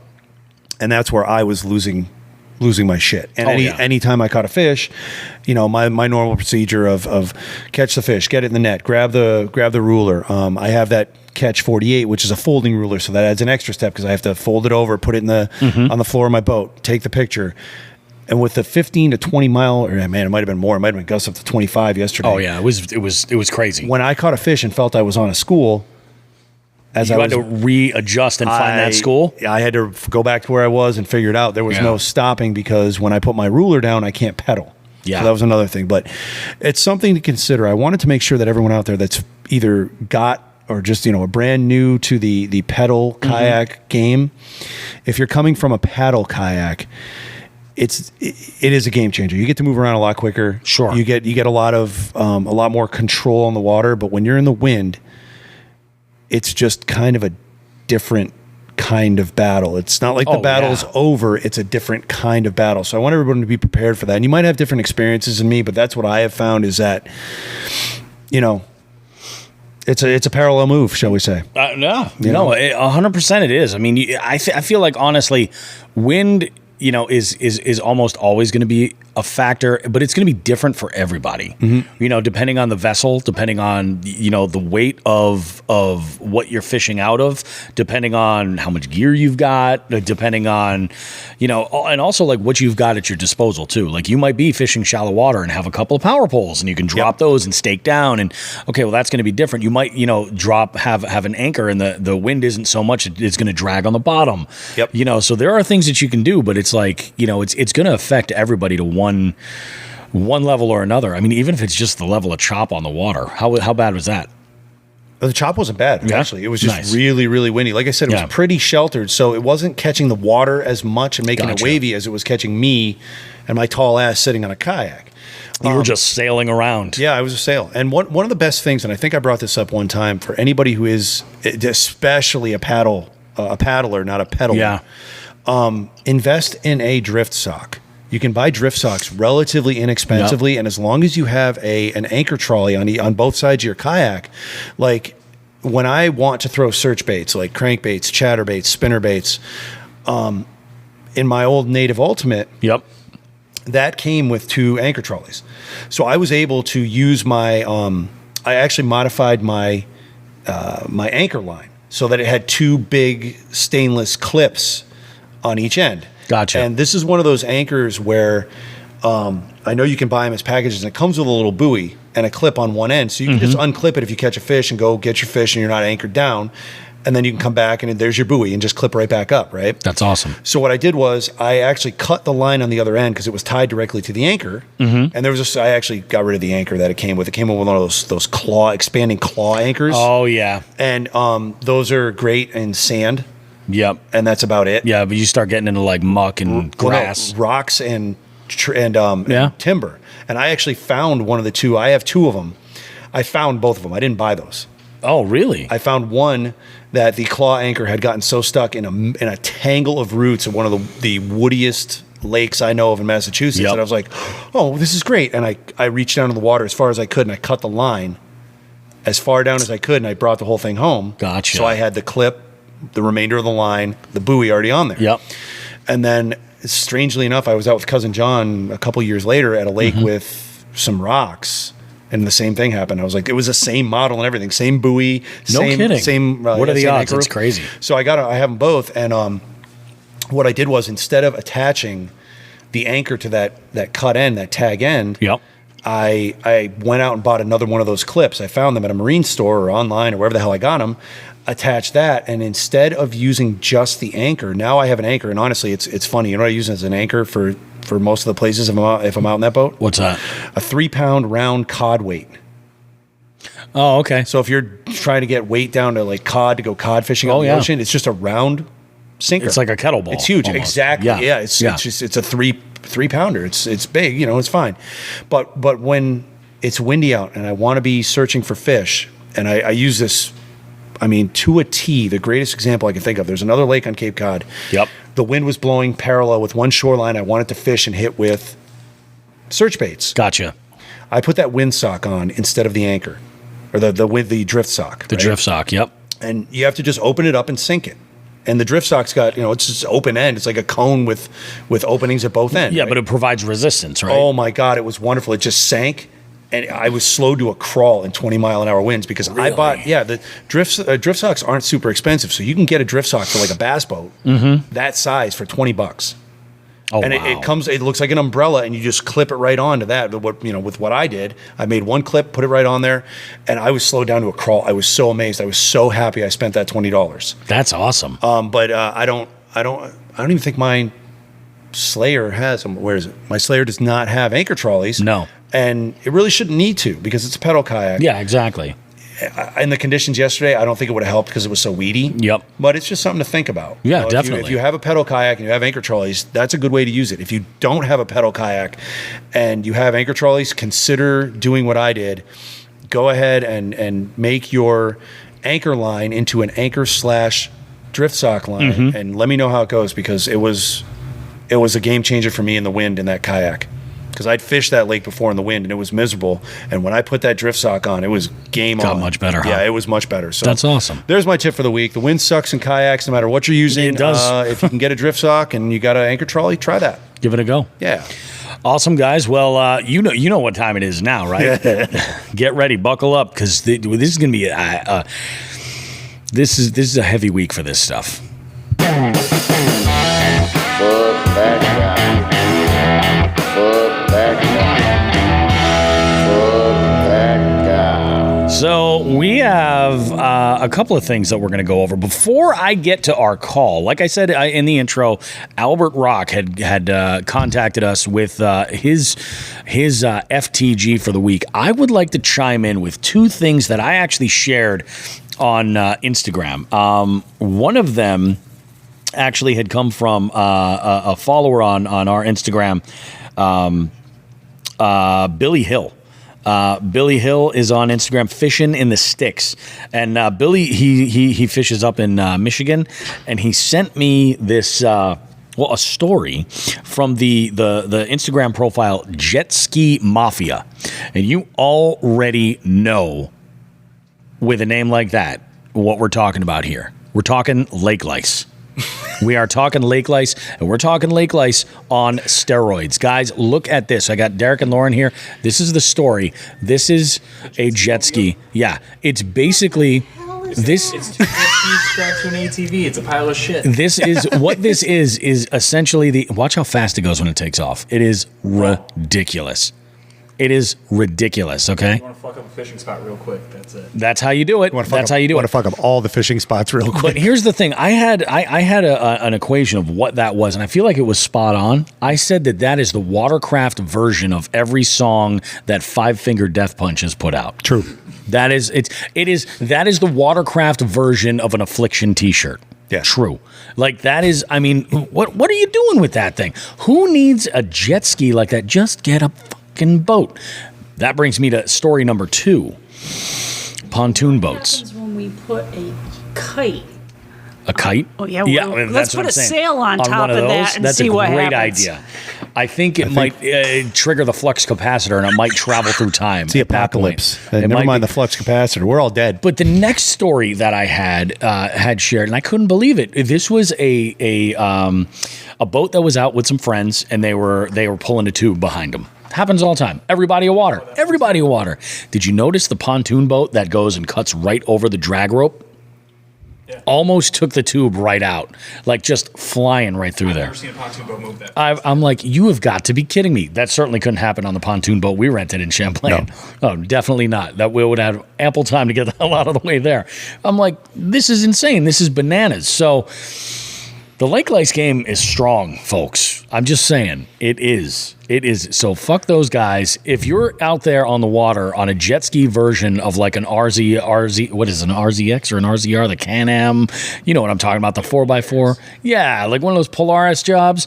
Yeah, if you're one of those, go home and listen to Five Finger Death Punch. That's basically what it gets down to. Lake lice were made by the Dark Lord of Mordor in mockery of the elves. They were. But anyway, here is Albert. He's got some direct and personal. He's not just talking about shit he saw on the internet here. This is some real stuff. Albert, take it away.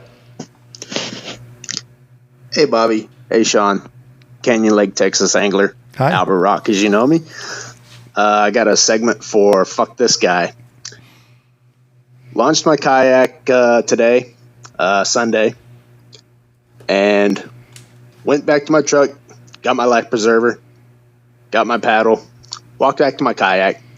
This gentleman decides to launch his boat, maybe about less than 5 feet away from me. Launches his boat, figured, okay, whatever. But then he just proceeds to spin out and send a wake right into my kayak and all over my gear. Fuck that guy. Fuck that guy, indeed. Yeah. Was he cranking Five Finger Death Punch? I'm curious. Was he listening to a terrible remake of a Kenny Wayne Shepherd song? Is that what he was cranking at maximum volume? Albert, I'm sorry. Some of our listeners may like Five Finger Death Punch, and I feel sorry for them. He was going through the Five Finger Death Punch. Next up on the playlist was some Winger. Some Jukebox Hero. Jukebox. Oh, it's just fuck that guy. Yeah, that's fuck just him. awful. We got three fuck that guys. Fuck Pontoon Guy. Yep. Fuck whoever came up with that steroided up lake lice mobile. Yeah, that abomination of jet skis meets Can-Am freaking 4x4. And fuck Albert's weight guy. We got 3 for 3 right there. That's pretty good. Yeah, that is pretty damn good. We had some tournament stuff go down, but I feel like we got to a lot of it. Do you want to cover any of the details? Yeah. That's right, because we still have chronic trips and stuff too. Yeah, it's going to be quick. Quick chronic trips. Quick chronic trips. Quick as can be. It is time for the Dothraki wedding ceremony music. It's not a good wedding unless somebody's dead. It's true. 3 people. There we go. And you said you've been watching Game of Thrones too, right? I have. You got that now. You mentioned that. I understand now. I'm starting to get it. Yeah. It's getting Dragons are cool. I get it. Yeah, and I don't know if I told you. I read all the books years ago. I had time to read the books. That does not surprise me. No, I read the books and then I never got into the series. And then my wife wanted to start watching the series, so I got her season 1. We got 4 episodes in, and I don't have time for that shit. Yeah. So we never finished it. No, it's not a bad thing. I feel bad. Tried to do some bonding with the wife over what is Game of Thrones characterized by? Violence, rape, murder, etc. Yeah, exactly. Yeah, we didn't get that far, so whatever. There was a little bit of a change up top for chronic trips. Yeah. Jerry House, multi-house. Yeah. Never believe it. Caught a trout. You got to be kidding me. I mean, unbelievable. So he has reclaimed first place after last week's tie with Scott Rhodes, and our own loaded potato Andy is still in third.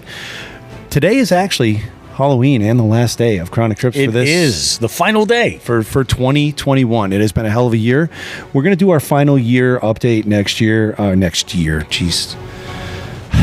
We're going to do our final update of the year next week. I love it. All right. I just wanted to quick jump in there with Jerry's trout. And I caught a perch, too. We're going to see how that affects the standings. I have yet to certify and update the standings, etc. But we'll hit that next week. That's all I really have because it's been a very, very busy week with all sorts of other shit. And yesterday was a bass tournament. So there. It was. Yeah. It was very much a bass tournament. That's all I got. I love it. Guys, we're going to take a short break. We're going to come back, and actually, we're going to come back after this message from Three Bells Outfitters. When we get back, we have the one and only Deryk Artioli in the beef seat. We're going to talk with him. Plus, we're going to wrap some things up. And don't go too far. We got much more show coming up. We'll see you guys after this. Jigs and Bigs is proud to announce that we're being supported by Three Bells Outfitters. Located in Smith Cove on the Niantic River, TBO is Connecticut's premier paddle sports retailer. They're a full service shop specializing in kayaks and paddleboards for everything from recreation to tournament fishing. Three Bells is an authorized dealer of Hobie, Jackson, Feel Free, Native, and Bonafide kayaks, as well as many paddleboard brands. Not sure of what kind of SUP or kayak you want? TBO offers free demos of all brands. Want to go for an extended test drive? They have a full-service rental facility on site. Three Bells also offers a complete rigging service for your kayak with such brands as Yak Attack, Yak Gear, Burley Pro, Yak Power, Torpedo, and more. The sky is the limit. You can visit Three Bells Outfitters in person or online at threebellsoutfitters.com. They ship anywhere in the lower 48 states or order online and pick up at the store. Can't make it to the store to pick up your kayak or worried the freight company might damage your purchase? Three Bells Outfitters offers a white glove delivery of kayaks within a 225-mile radius of their store at a rate less than typical freight carriers. They will deliver your kayak, set it up, and answer any questions you may have. Be sure to follow them on Facebook and Instagram. Don't forget to tell them Jigs and Bigs sent you. Three Bells Outfitters, because life is better on the water.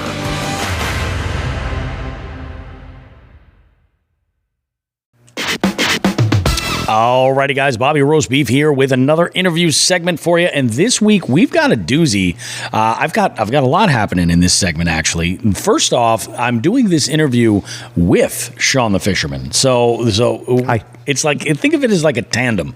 It's like we are sitting in the Jackson Big Tuna Lost at Sea. That's kind of like what's happening right here. See, I'm tying in the product while we're here. This is professional level shit, guys. But we have Deryk Artioli of Three Bells Outfitters in the house. Deryk, how are you, man? I'm doing awesome. It's been a while coming. You and I have fished together. Sean and you have fished together before, right? Yeah, we fished. There was one of my knockout matchups. I was looking for an opportunity to get out with Deryk, and I said, "Hey, look, you're welcome to come with me on this little trip." And we just kind of bullshitted, and he tagged along and kind of. Yeah, jumped in. And what I was doing was pretty fun. Yeah, but you've also competed in the Old Glory Invitational. Yep. You competed in the Jigs and Bigs with we made no shortage of info public about the bet that we had going on. Which, by the way, I have to say, I just looked at the baits from said bet from that September tournament, and you guys have no idea the level of quality that somebody's going to win here. All of these look amazing. I have to pick some for myself, and it's tough. It's tough to pick. Like, amazing cranks, amazing jerk baits, custom painted, amazing, like, quality hooks, everything. You don't have to change anything on these. You're ready to go. But Deryk, so let's go ahead and get into it. You know how this goes. You've heard the interviews a million times. A lot of these questions kind of fluctuate a bit here and there, but there's the main core that we have lined up. Tell me first off, how did fishing get introduced into your life? How did you get out there on the water for the first time, and how is it now to the point where you're, fishing is this is how you earn a living? Really, I mean, to a point you're dealing with outdoorsmen every day. Walk us through the story. So, I don't remember when I first started fishing. It's kind of been a part of my life since growing up. I think the first fish I remember catching, my grandparents used to live up in just outside Ithaca, New York, and they had a boat on Cayuga. And I remember out with my grandparents one day, and we're getting fuel at one of the fuel docks that's out there, and just sitting there at the dock while we're gassing up and catching sunfish. It's like my one memory that I have of earliest catching fish. Didn't do a lot of fishing in between.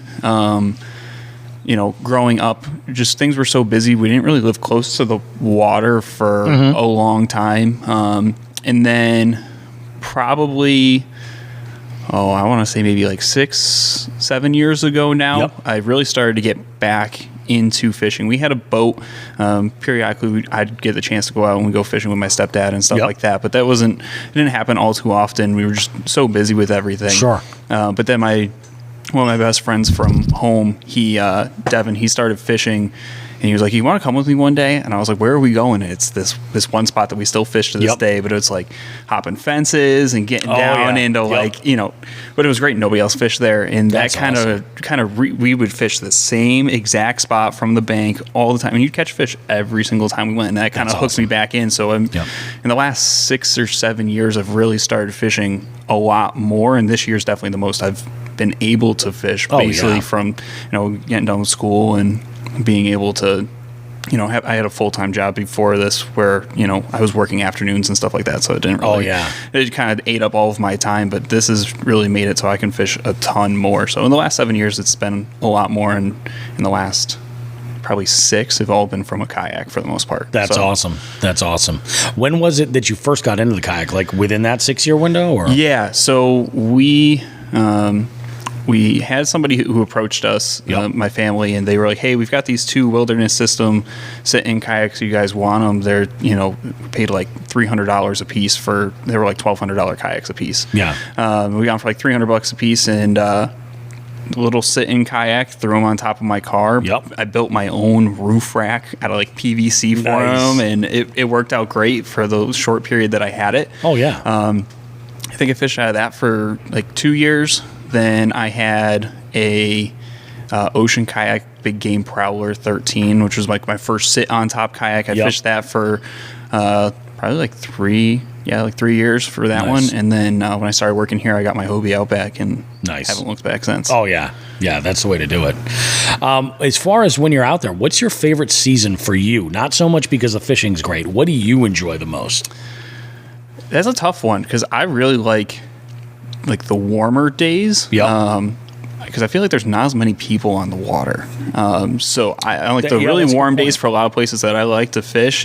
You get a lot of people early spring and fall that want to fish those bodies of water. So for me, it's nicer. You have a lot less traffic and things like that. And like the really hot days where that's kind of where I really like to fish. And it's when I have the most free time to fish too. So I think that's kind of why it falls into that category a little bit too. Yeah. No, it definitely makes sense because you got to figure those are the days where everybody knows if they're going to go out there, they're going to grind. Yeah, you know. I think a lot of it is you get people that go out like super early in the morning or they're going at dusk where it's like I get out there early enough, I can stay out there all day long. Exactly.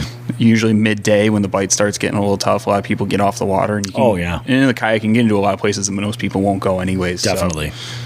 You can get around it. That's awesome. What's the, like for you, especially being a kayak fisherman, what's the one weather condition where you're just like, I'm done? Yeah, they're like, where's that threshold? So it depends on if I'm fishing freshwater or saltwater. Saltwater, it's the really windy days. There's definitely a point in time where it gets way too breezy, way too much chop. I mean, I've been out fishing in like 3-foot rollers, and that's, depending on the period of it, it's not terrible, but it's not enjoyable either. But then freshwater wise, it's really, I don't fish a lot in the rain. I do it periodically. I don't mind it if I already have something kind of planned.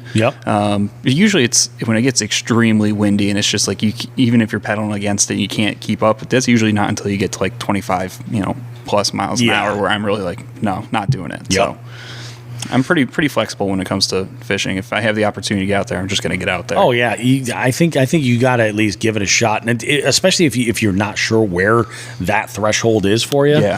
It's like tread cautiously, and then when you're like, yeah, this is too much, let's go back in. I mean, then if nothing else.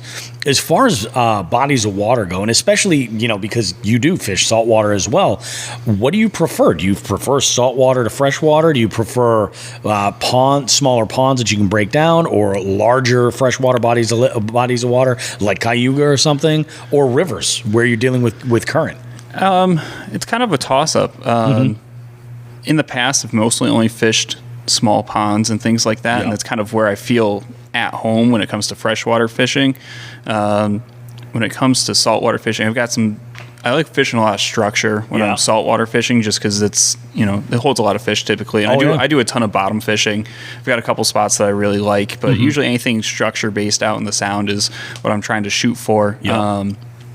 But when it comes to freshwater stuff, I've enjoyed some of the bigger body stuff that I've done this year. I haven't really done that until this year. So as I'm starting to learn how to break down larger bodies of water more and more, and being more productive with my time on the water, and that first time out, being able to actually find fish. I think that's making a big difference on what I like to fish.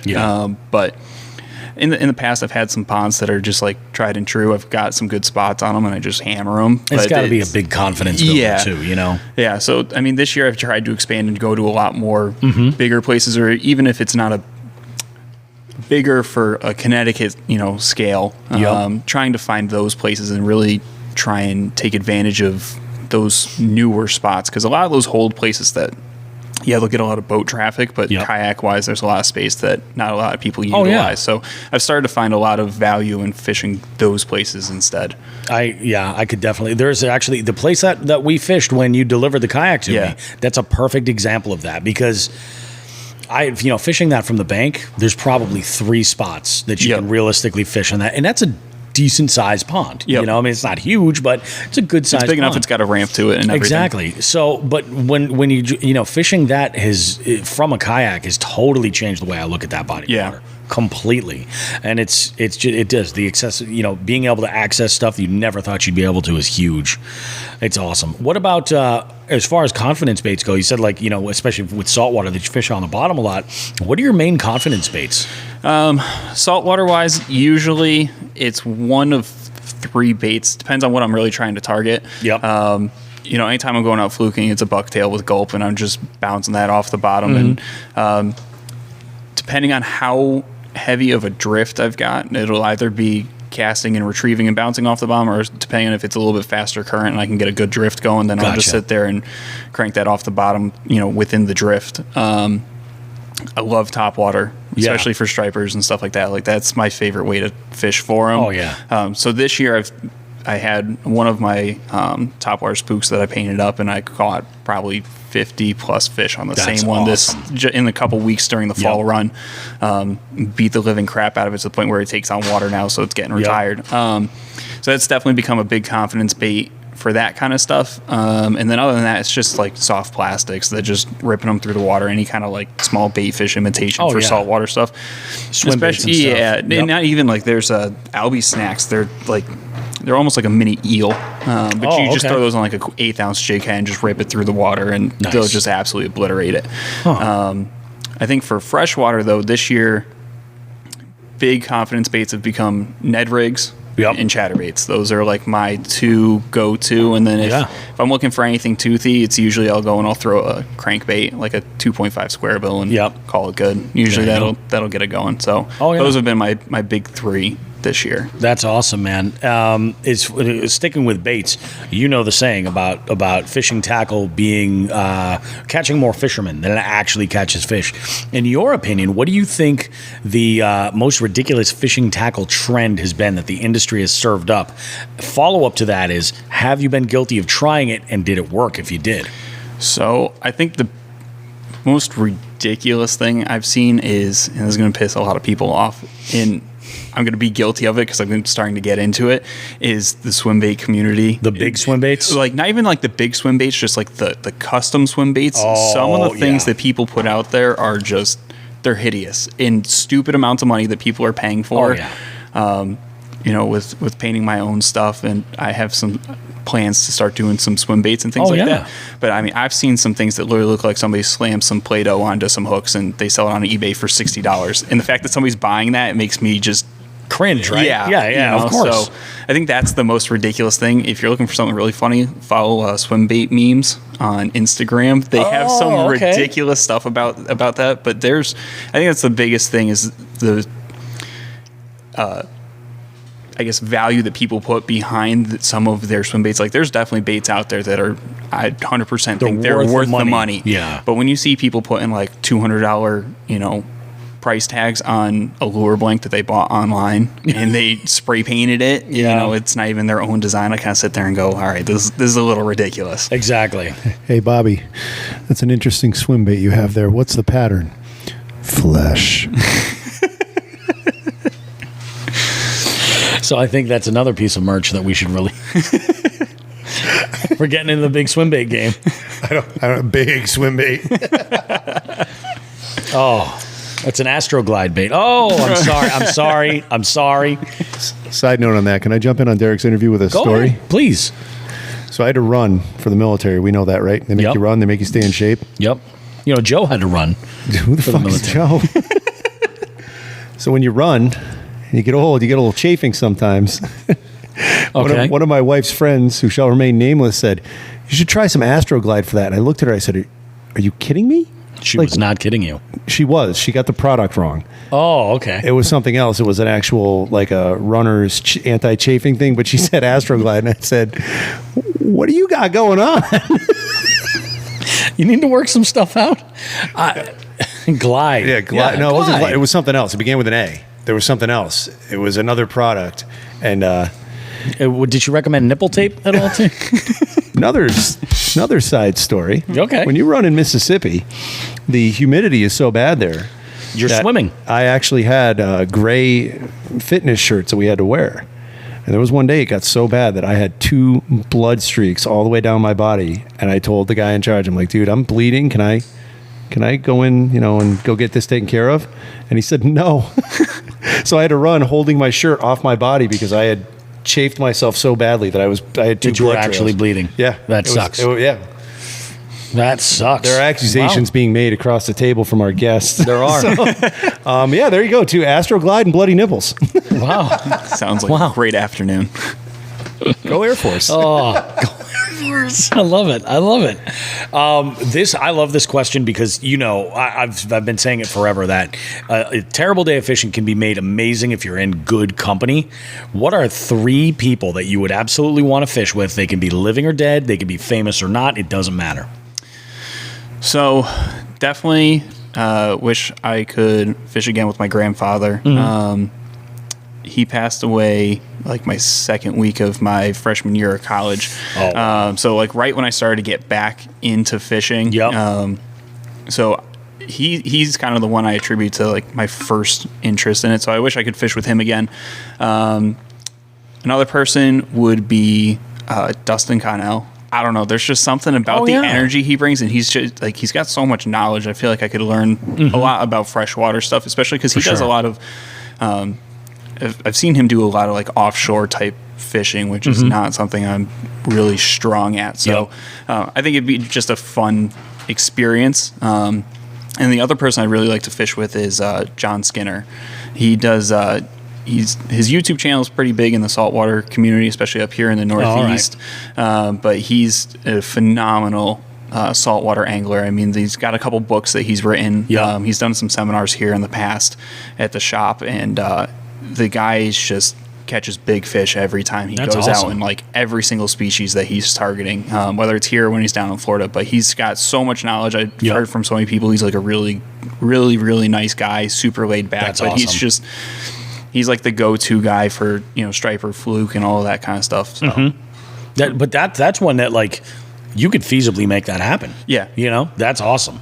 That's huge. What as far as like, it's so funny. I asked this question, and either people jump right on it and they have an answer. They're like, "Oh yeah, absolutely," or they kind of panic about this one.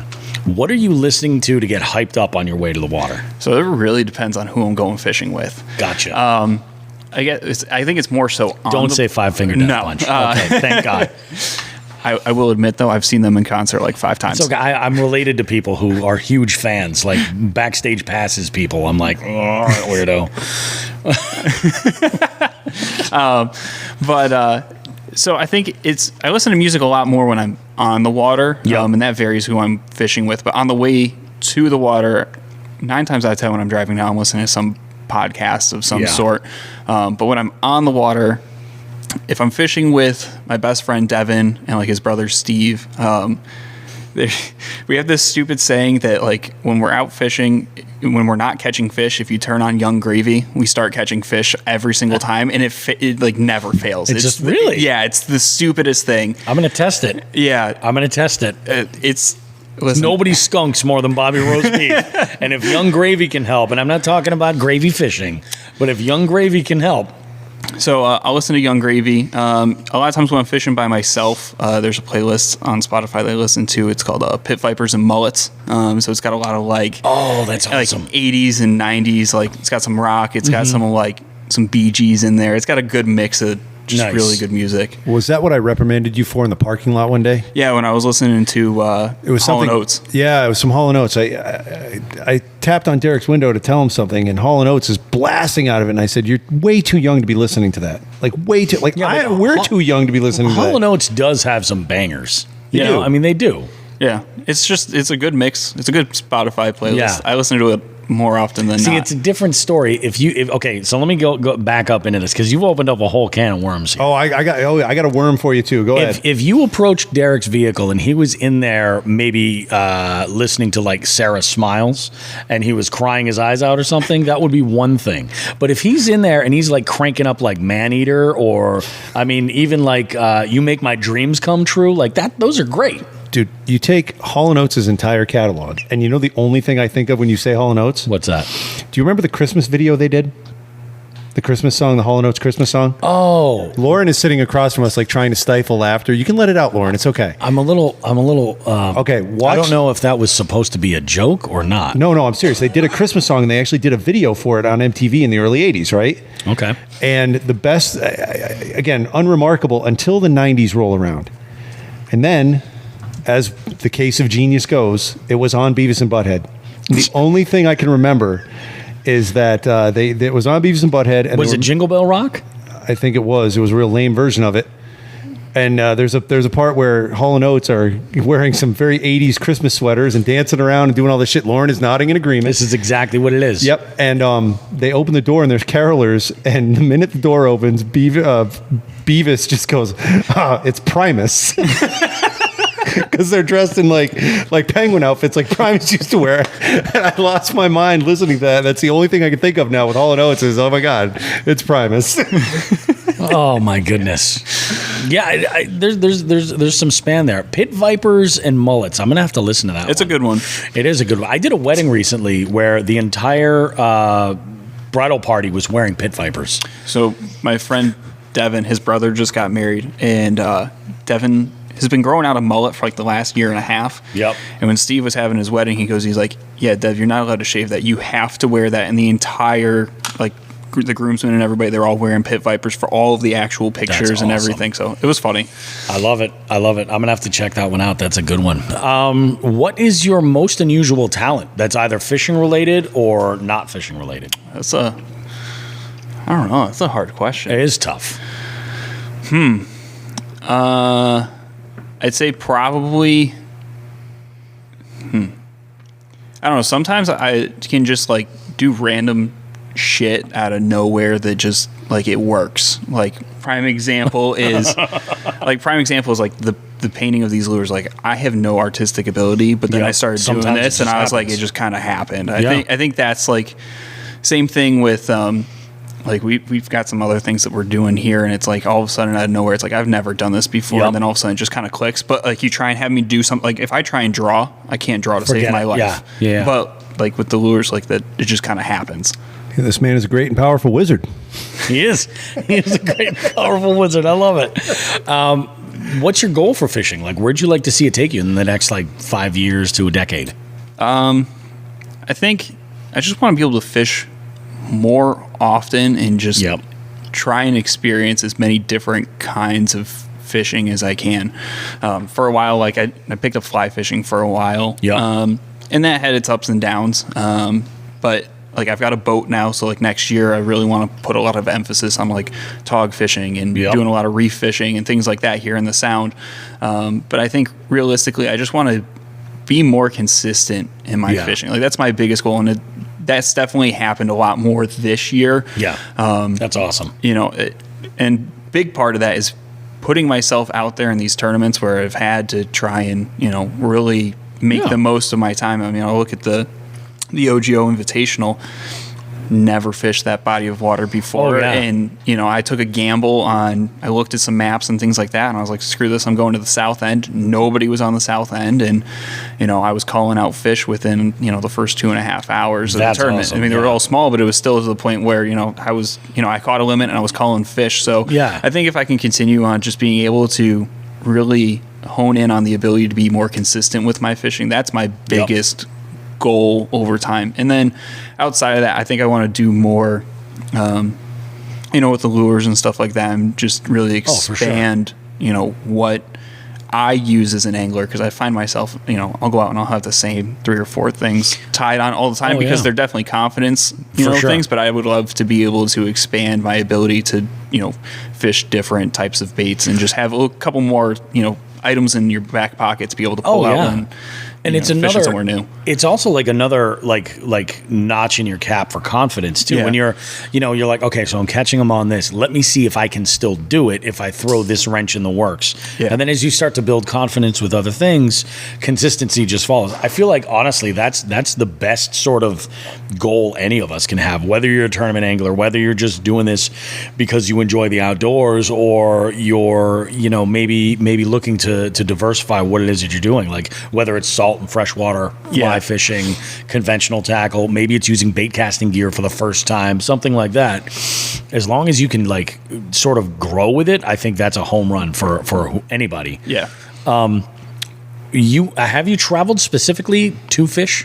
Like I would say, sometimes I like to say like crossing state lines, but Mass and Connecticut are so funny. Like we're so close together. Yeah. I mean, I travel a good bit to go fishing, mainly because a lot of the people that I fish with, like my one friend lives in Massachusetts, the other one lives in Rhode Island. So like I'm constantly we'll bounce around from who's going, who's the one that's staying close to home this weekend when we're going fishing and stuff like that. But I did travel up to Cayuga for the EKF event. It's kind of work related, but I did go up there to fish during the pre-fishing day for sure. I definitely want to do more of that this year. I'd really like to, and I have a couple of different places that I really like to go. I'd like to go out to like Minnesota during the winter and go ice fishing. I would love to go out there, like some of the places that have like the huts, like the ice houses that they put out there in the middle, like go for like some big pike and stuff like that. I think that'd be a lot of fun. And then I definitely want to travel down to Florida and go do some saltwater fishing down there at some point. But yeah, I've done a little bit, but nothing really drastically far. So hopefully next year with a lot of the EKF events that we're covering and stuff like that, I'll get the chance to travel and fish some other areas a lot more. I love that. Get to see Bondi's Island on the Connecticut River. You smell it. Brown trout fishery like you don't even know. Amazing. Let's get into this one. All right. This is probably the toughest question I've got. Favorite chicken joint.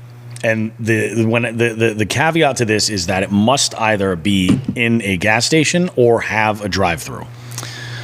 So I would probably have to say Popeyes. Okay. There's just something AF. There's just something about their chicken. It's so crispy. It is. But I've gone past. It's the crack. That's what it is.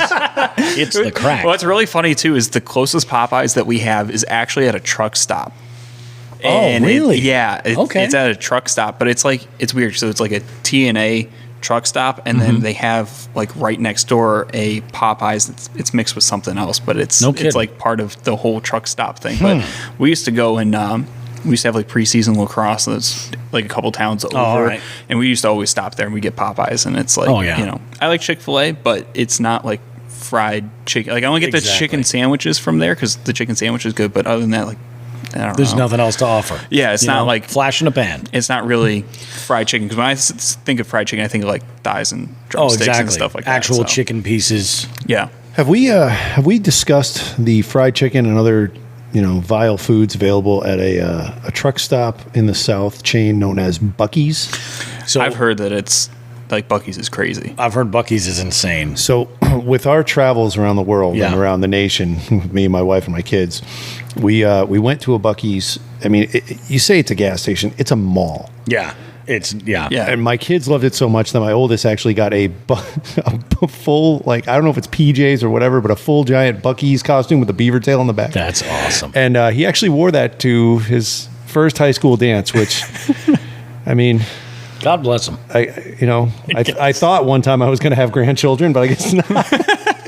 And, the funny part about it is with his sense of humor and being G-rated, he takes his Buc-ee's outfit and puts a pillow in there sometimes. So some days he's Buc-ee, some day he's Chonk. Runs around the house slamming into shit. Again, grandchildren would have been nice. But overrated, if you ask me. Have we gotten any opinions on Bucky's chicken or any fried goods? I don't know about the fried chicken per se, but there is and I'm going to throw this out here as a little bit of a plug in hopes that he actually does contact us. But there is a content creator from Ontario, Canada, Ken Domick. All right. Ken is known for traveling all over the U.S. and Canada and doing like fast food reviews, all kinds of different things. And he's done a series that was, eating 24 hours in such and such a gas station, like Wawa. Oh, I have seen those. And he did one where he was like 24 hours at Bucky's. And like, yeah, you can get anything you want there. Yeah. And it's pretty much fresh. And like, they sell it all. It is ridiculous. Another one of our... it's weird when you can get a grill and like firewood and propane tanks at a convenience store. Oh, yeah. Like that. And actually, I think they sell tackle, actually. Yeah. I think I mentioned that we were in that Bucky's in Alabama. Yep. And a young couple walked by me and were talking about, we don't have these in Massachusetts. And I said, excuse me, are you from Mass? And she said, she says, yes. And she's looking at me. I said, so am I. Where are you from? And she looks at her boyfriend. She goes, from a little town in the western part of the state called Holyoke. And I said, shut up. I said, are you shitting me? And then we started talking. Now we're best friends. And I forgot her name. That's awesome. Hey, as you do. Yeah. Yeah. I know that largemouth sass, Megan Long has a soft spot for Bucky's. Yeah. And one of the items that they're probably most known for are the beaver nuggets, which are like, from what I understand, it's like the cereal Corn Pops. Yeah. I think it's like that. I think that's basically what it is. Let's get back on track. What happened? This is insanity. What's your Deryk? What's your bucket list must take fishing trip? Like, what body of water is on that list?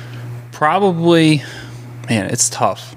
I think anything down in Florida, I'd love to just go offshore in Florida and go catch, mahi and some grouper. I think catching a Goliath grouper that'd be sick. Catching a 400-pound one, especially I've seen Blacktip H. He does a bunch of hand lining for him and stuff like that, and they just made it so that way. Actually, with Goliath grouper, that you you used to not be able to bring them aboard. Yeah. So it made it really tricky for when you were trying to take the hook out of them. When you got a 400-pound fish, you'd have to get in the water with them and pull the hook out. So they changed the regulations on them because they were endangered before. So I think they finally kind of moved off of that such aggressively endangered list that now you can.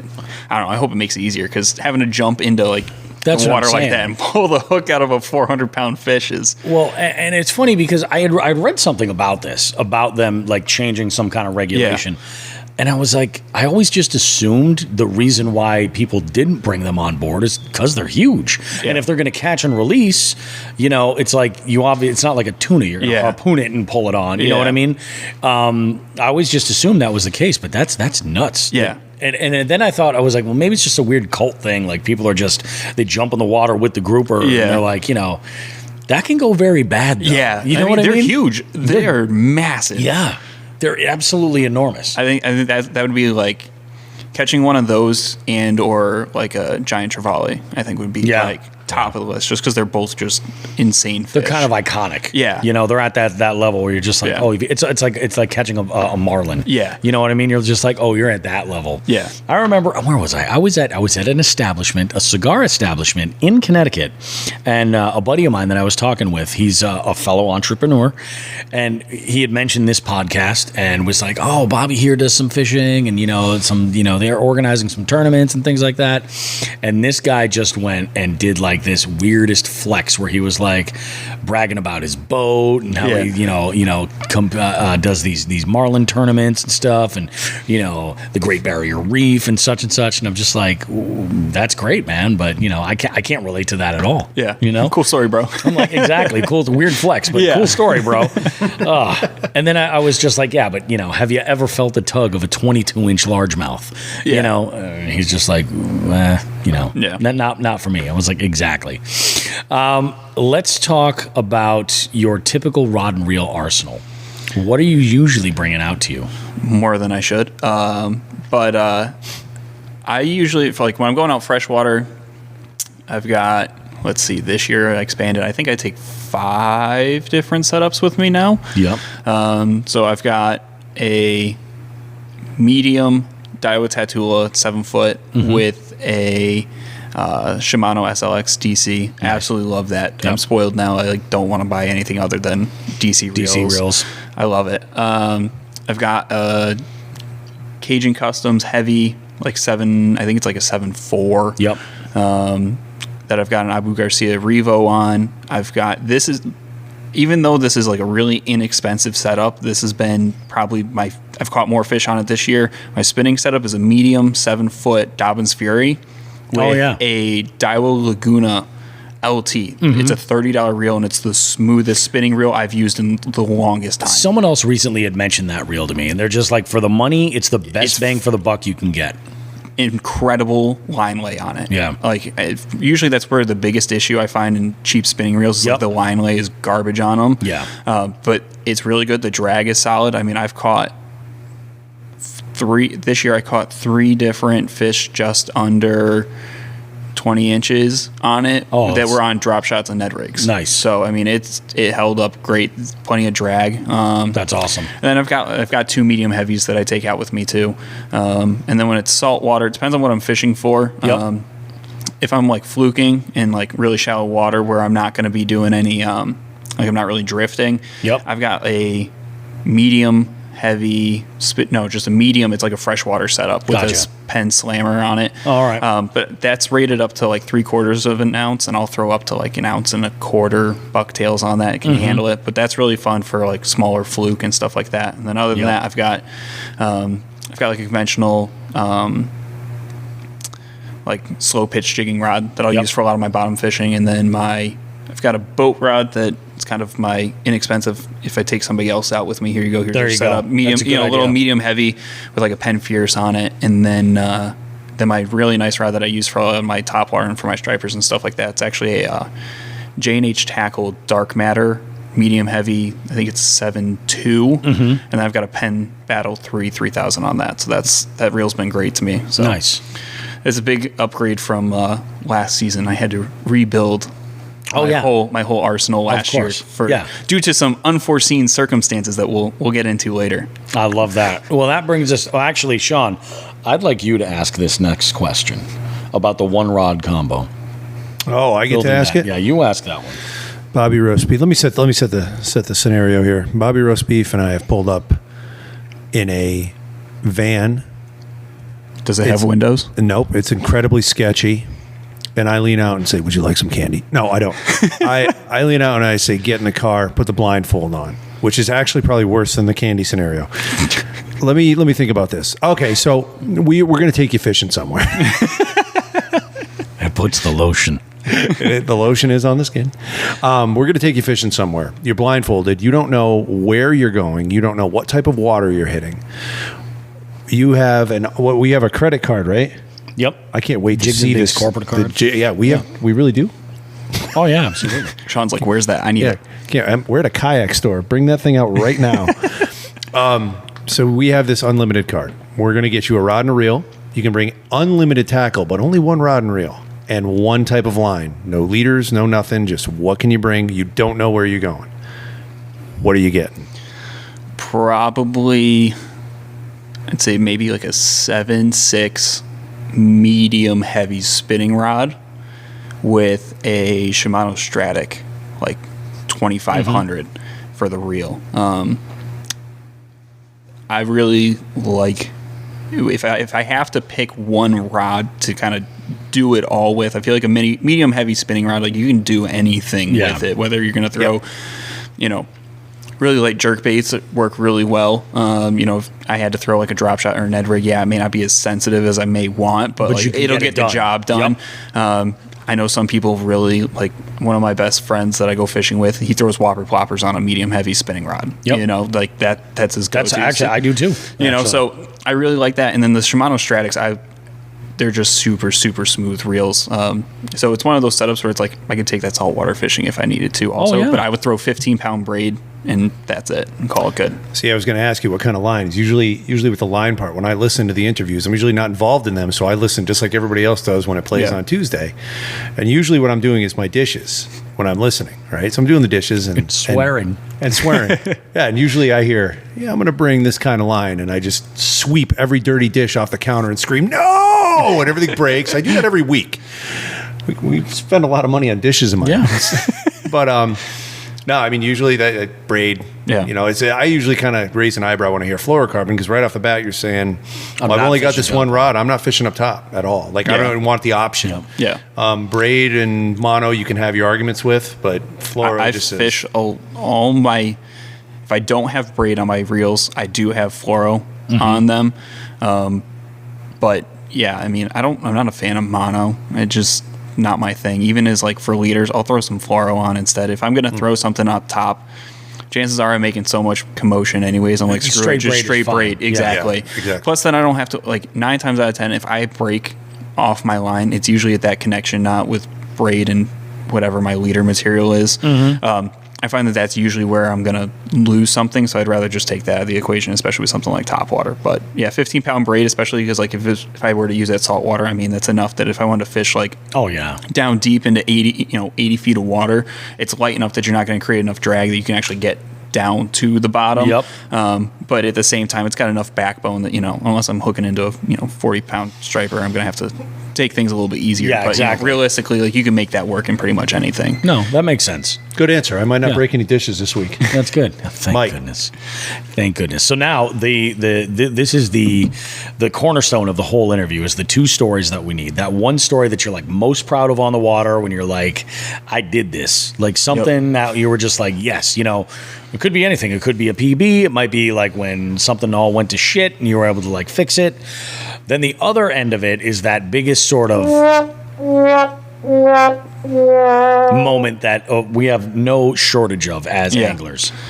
So I'll start with my success story, I guess I'll say, for this year. And it's hard to pick because there's just, I don't know, this year's been the most fishing that I've done in a long time.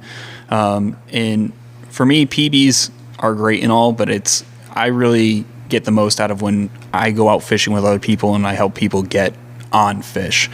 I think the best one from this year was I was at my friend's house in Long Island. We went out on their boat, and every single year that I go out there, we try and go out fishing, and it's usually 9 times out of 10 it doesn't work out because I have to take a ferry back, and it screws with the timing of being able to get the boat out and go fishing and everything.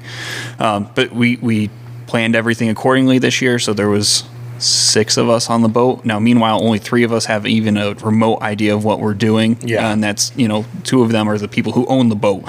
And even then, it's questionable how much they actually know what they're doing at times, which is funny. So we were out there and we had some of the jankiest setups possible. I mean, like reels that had been sitting so long that like you had to you might as well have taken a hammer to them to get them to loosen up to be able to start reeling the thing. But we were out in the Sound and we were trying to find some fish, and we dropped down at one spot, saw some stuff on the graph, whatever, and a couple little sea robins, whatever. I'm like, screw this, let's try and find somewhere else. And we found this one little spot, and I'm looking at the graph as we're trolling along, and I tell Zach and Charlie, I'm like, somebody grab the anchor and throw that thing out right now. And we do, and we post it up over this big spot of porgies. Oh, all right, nice. And we caught so many porgies in 30 minutes that we filled the entire bait well. Wow. No kidding. And the smallest porgy we kept was 16 inches. Oh, wow. Okay. So we just absolutely, it was a bunch of keepers. It was to the point where I caught one fish the entire time, because it was every single time I turned around, we were taking fish off for somebody else. Yep. So that was awesome, just to see a bunch of people who've never really caught fish before get on some quality. And they're catching big fish that we're sitting there, and of course people don't know what the hell they're doing. So you go and you're only using like 2 ounces of lead to keep, towards the bottom. We're just fishing with squid and whatever. But next thing you know, you look over and you see somebody trying to boat flip, a porgy that's like 18 inches with a 2-ounce sinker up at the front of the boat. And you can see that the fish is at the top eyelet trying to flip it over. And they're like, somebody's going to blow up a rod or whatever. But it was so chaotic that there was so much going on. But that was probably the highlight of my, my years, just being able to take, Actually, there were 7 of us on the boat, so there was 4 people who never fished that were all catching really quality fish. So that was definitely the highlight of that's awesome of all of that. My not so great stories from last year. That one, we now have a place out in Long Island Sound out of here that I now call Expensive Reef. Okay, man-made. Man-made. Last year, it was about this time, and we were out trying to go tog fishing. There's plenty of structure out here, but there was one spot that I really wanted to fish, and we get out there relatively not too early because this time of year it's cold outside and everything. We stop at the bait shop, and I have an entire bushel of green crabs like sitting on top of my kayak because I didn't take a bucket with me, so I've got the burlap sack essentially that's completely full of crabs.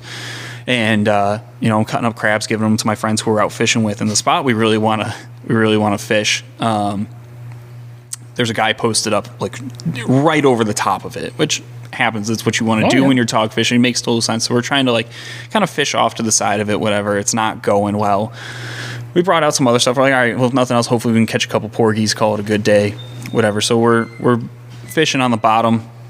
I've got the crabs are inside like the hatch of my kayak, and you can just hear them kind of rolling around. So it sounds like it's like raining inside my kayak, and I catch this winter flounder, and it's only like 13 inches. I've never caught one before. So I'm like, let me measure it and see what's going on in here.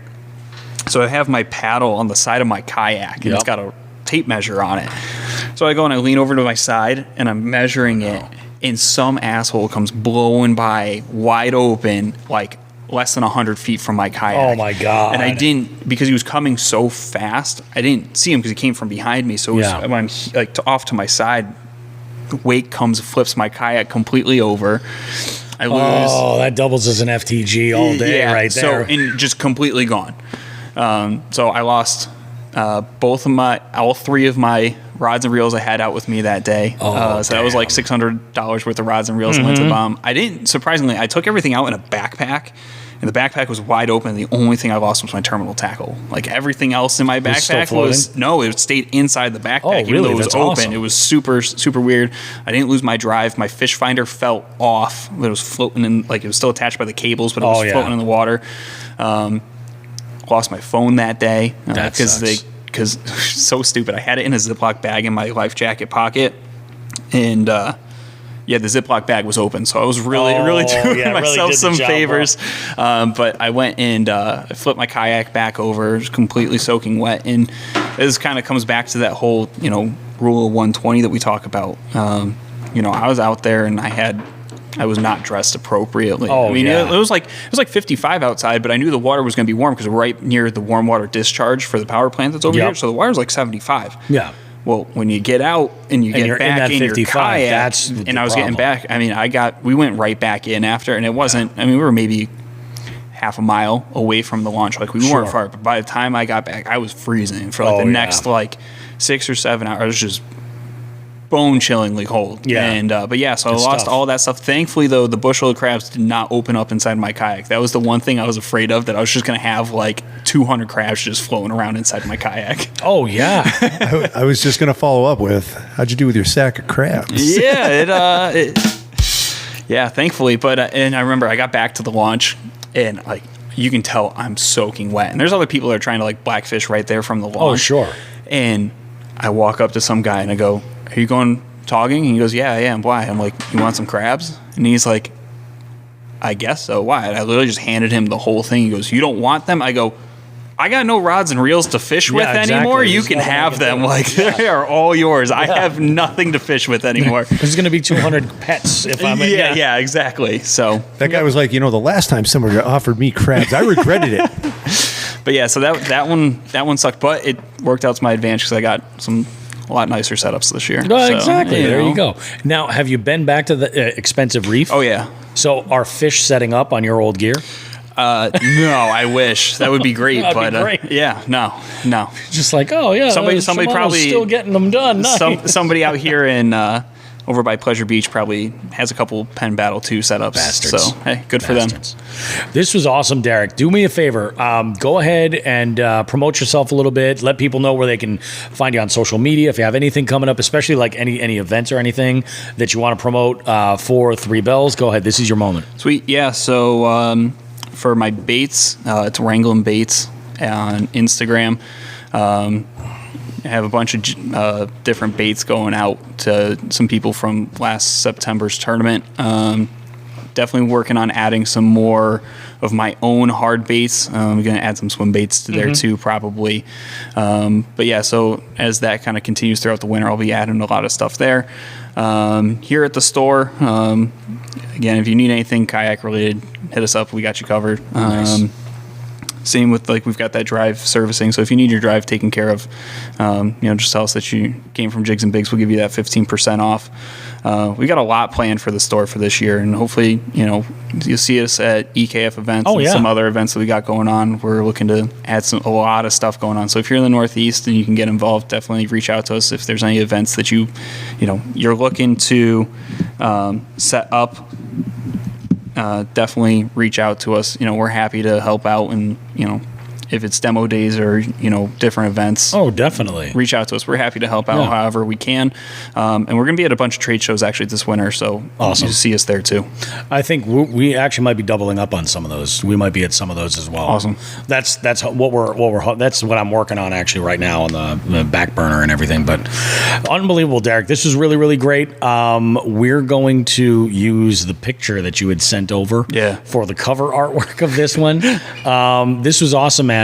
We should definitely make a plan to get together and fish. Definitely. I will get you guys out on the boat. Yeah, especially in the early spring, we'll go out togging. Yeah, so I'm 100% in. So. That is. I'm all about it. Bobby, sorry to interrupt. Even sooner, Deryk asked me about ice fishing this year. Yeah, definitely. Let's do that. I'll hold you two by the hand. So.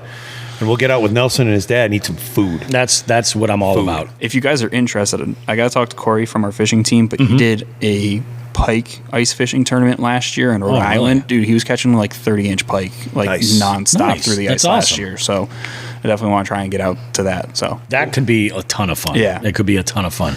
Awesome. This is great.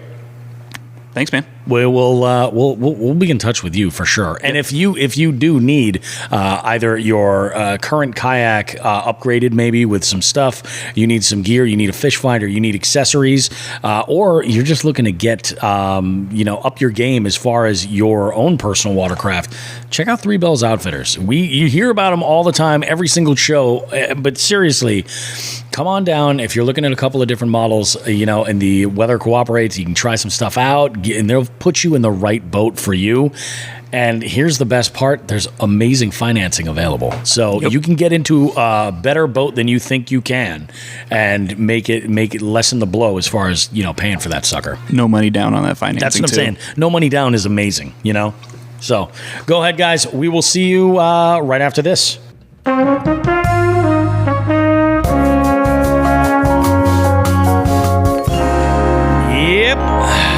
There we go. We got through this on location episode of Jigs and Bigs, and it's been a good show. It's been an awesome show. Great finally talking with Deryk and getting some insight into, because he fishes salt and fresh water. He's competed with us before. He's got some good stories. So great to talk to him. Also, awesome that we were able to be here when Three Bells had so much information as to what's going on for that next season. Obviously unveiling both the national and the regional pro staff team. That is huge right there.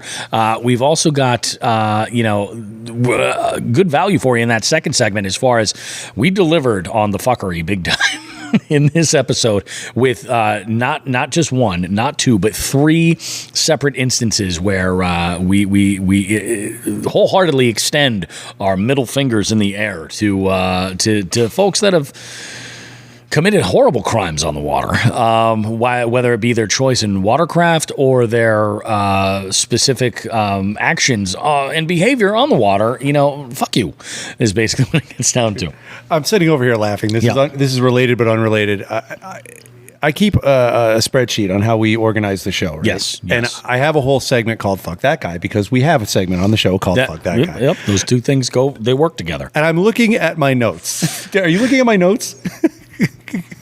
This is great. So if you could read these, the Fuck That Guy segment. So that's not a big deal. That's not a big deal. Fuck that guy. People asking for free shit. There's one. Okay, that gets a little funny. For free shit, yeah. Then we have there's one called bitching. There's one called bitching about tournaments. There's one just simply labeled in all caps, duck fucker. Duck fucker. That pellet gun asshole is right after him. Then we have the infamous, remember this one? This is a blast from the past. The OGO Joe versus Hookset. That was Hoodlum Wild so Bill. good, though. Followed immediately 2 weeks later by trout poaching douche. And then asshat stealing the butcher's combo. It's quality. I'm a genius. It's quality. Yeah, you do great work. You do great work. You know what? That might be a good way to do a limited edition run Fuck That Guy t-shirt. Oh my God. Just almost like a tour t-shirt where it's got the dates and everything on in the arenas, but this way it's got the dates of when the show aired and who the individual was and the reason why they got the FTG. That could be kind of cool. You're a smart man, Bobby Roast Smart Beef. raccoon. Boom. Ooh, smartest raccoon I know. But I mean, this was a great show. But as always, we want to remind you guys that Jigs and Bigs is more than just an amazing podcast. It is we provide the Western Massachusetts Fishing Report. So if you're in our neck of the woods and you're between the New York border and basically Worcester, Massachusetts, and anywhere between the north or south region of Vermont to Connecticut, we've got you covered as far as information on all that stuff. And that's going to carry over into the ice.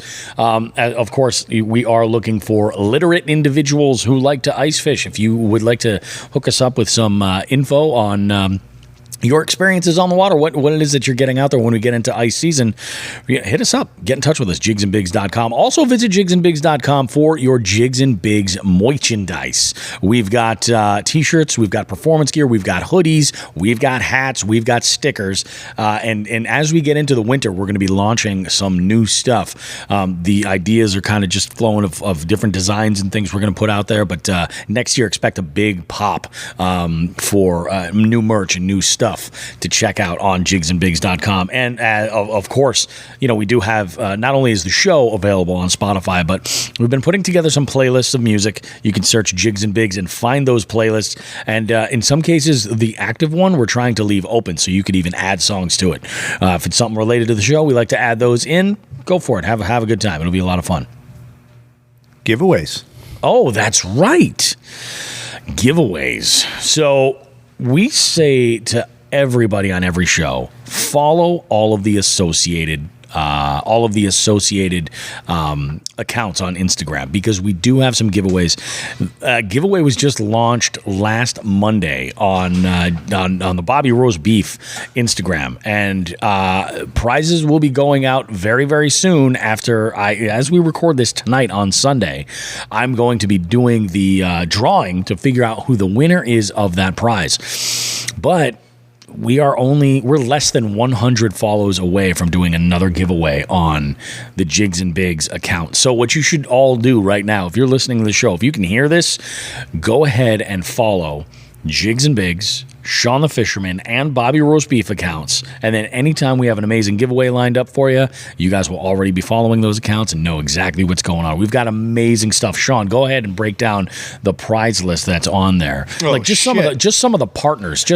Don't worry about the individual prizes. I didn't have that up. I'm sorry, man. That's okay. No worries. Yep. I can tell you the partners would be just the partners. So Stretching Lines. Yep. Hookset Hoodlums. Absolutely. Old Glory Outdoors. 100%. Our very own Three Bells Outfitters. Absolutely right. And Naqua All Things Power. Absolutely. Abso-freaking-lutely. And to add to we just crossed what was 2,000 for Bobby Roast Beef, correct? Yep. Congratulations, sir. Yep. Very, very big deal. I've been trying to cross that line for a long time. I've been stuck for a long time trying to grow that account. So that is huge. Yep. We're almost at 13K on the Jigs and Bigs account. So once we did, and then once we add another 2,000, we have a huge giveaway that's starting. Yep. That's going to be awesome because remember, every time we hit that 5,000 indicator, every time it's a number that crosses that 5,000 mark, we're upping the ante. We're upping our standards, so up yours. Yes, and the Sean the Fisherman too is getting all these sloppy seconds from the other two accounts. Building, yeah. Yes, so that one I think is 170 away. That close. Because that just crossed 830 the other day, or it's hanging around 830. Sloppy seconds. It's good. Yep. Yeah, absolutely. Quality stuff, man. Quality stuff. I don't think. Is there anything else that I'm missing? No, we're good. That was it. We did a show. We did a show. Yeah. We drove down to Niantic. We did a show. We did, in fact, do a show. Yep. I love it. Guys, have yourself a good one. Take good care of yourselves. Remember, we'll see you here in 7 days. It is fall, y'all, but the fishing doesn't have to stop. Don't pack the boat up yet. If you can still get out there until that water is frozen over, you get out there and catch some damn fish. And if you're down south, I'm jealous. We will see you guys in 7 days with more Jigs and Bigs. Have a good one, everybody. Take good care. Tight lines.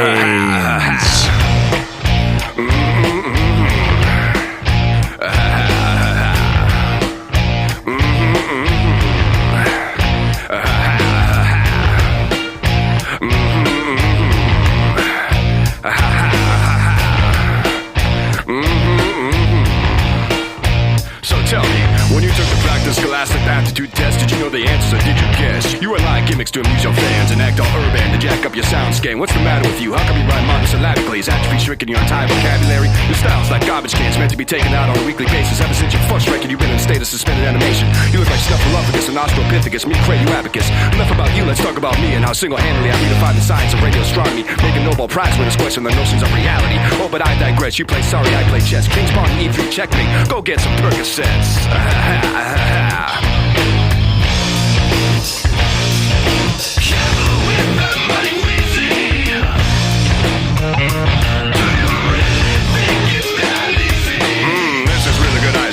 Something? Oh, my bad, I didn't know you were lactose intolerant. Makes you pass gas, frightens all the girls away. Only friends you keep are those you pay.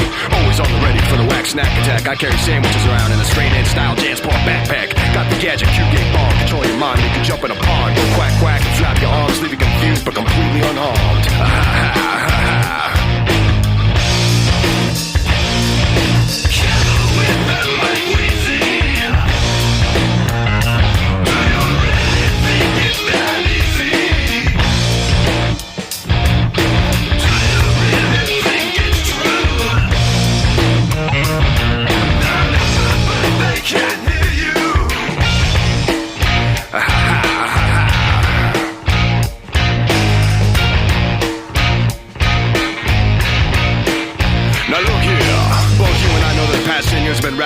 I'm ashamed to admit that I've been fooled by the seductions of violence. People walking around with ugly auras. At times I've even tempted to seek the advice of Dr. Laura, but I ignore her. And I take a deep breath and count to 10. Ain't gonna let it get under my skin. Take a deep breath and count to 10. Think of all the nice places that I've been. Like back when I was waging peace against the Visigoths. I was true to the ancient mysteries by a wise and philosoph. From the polyrhythm of celestial time, wait for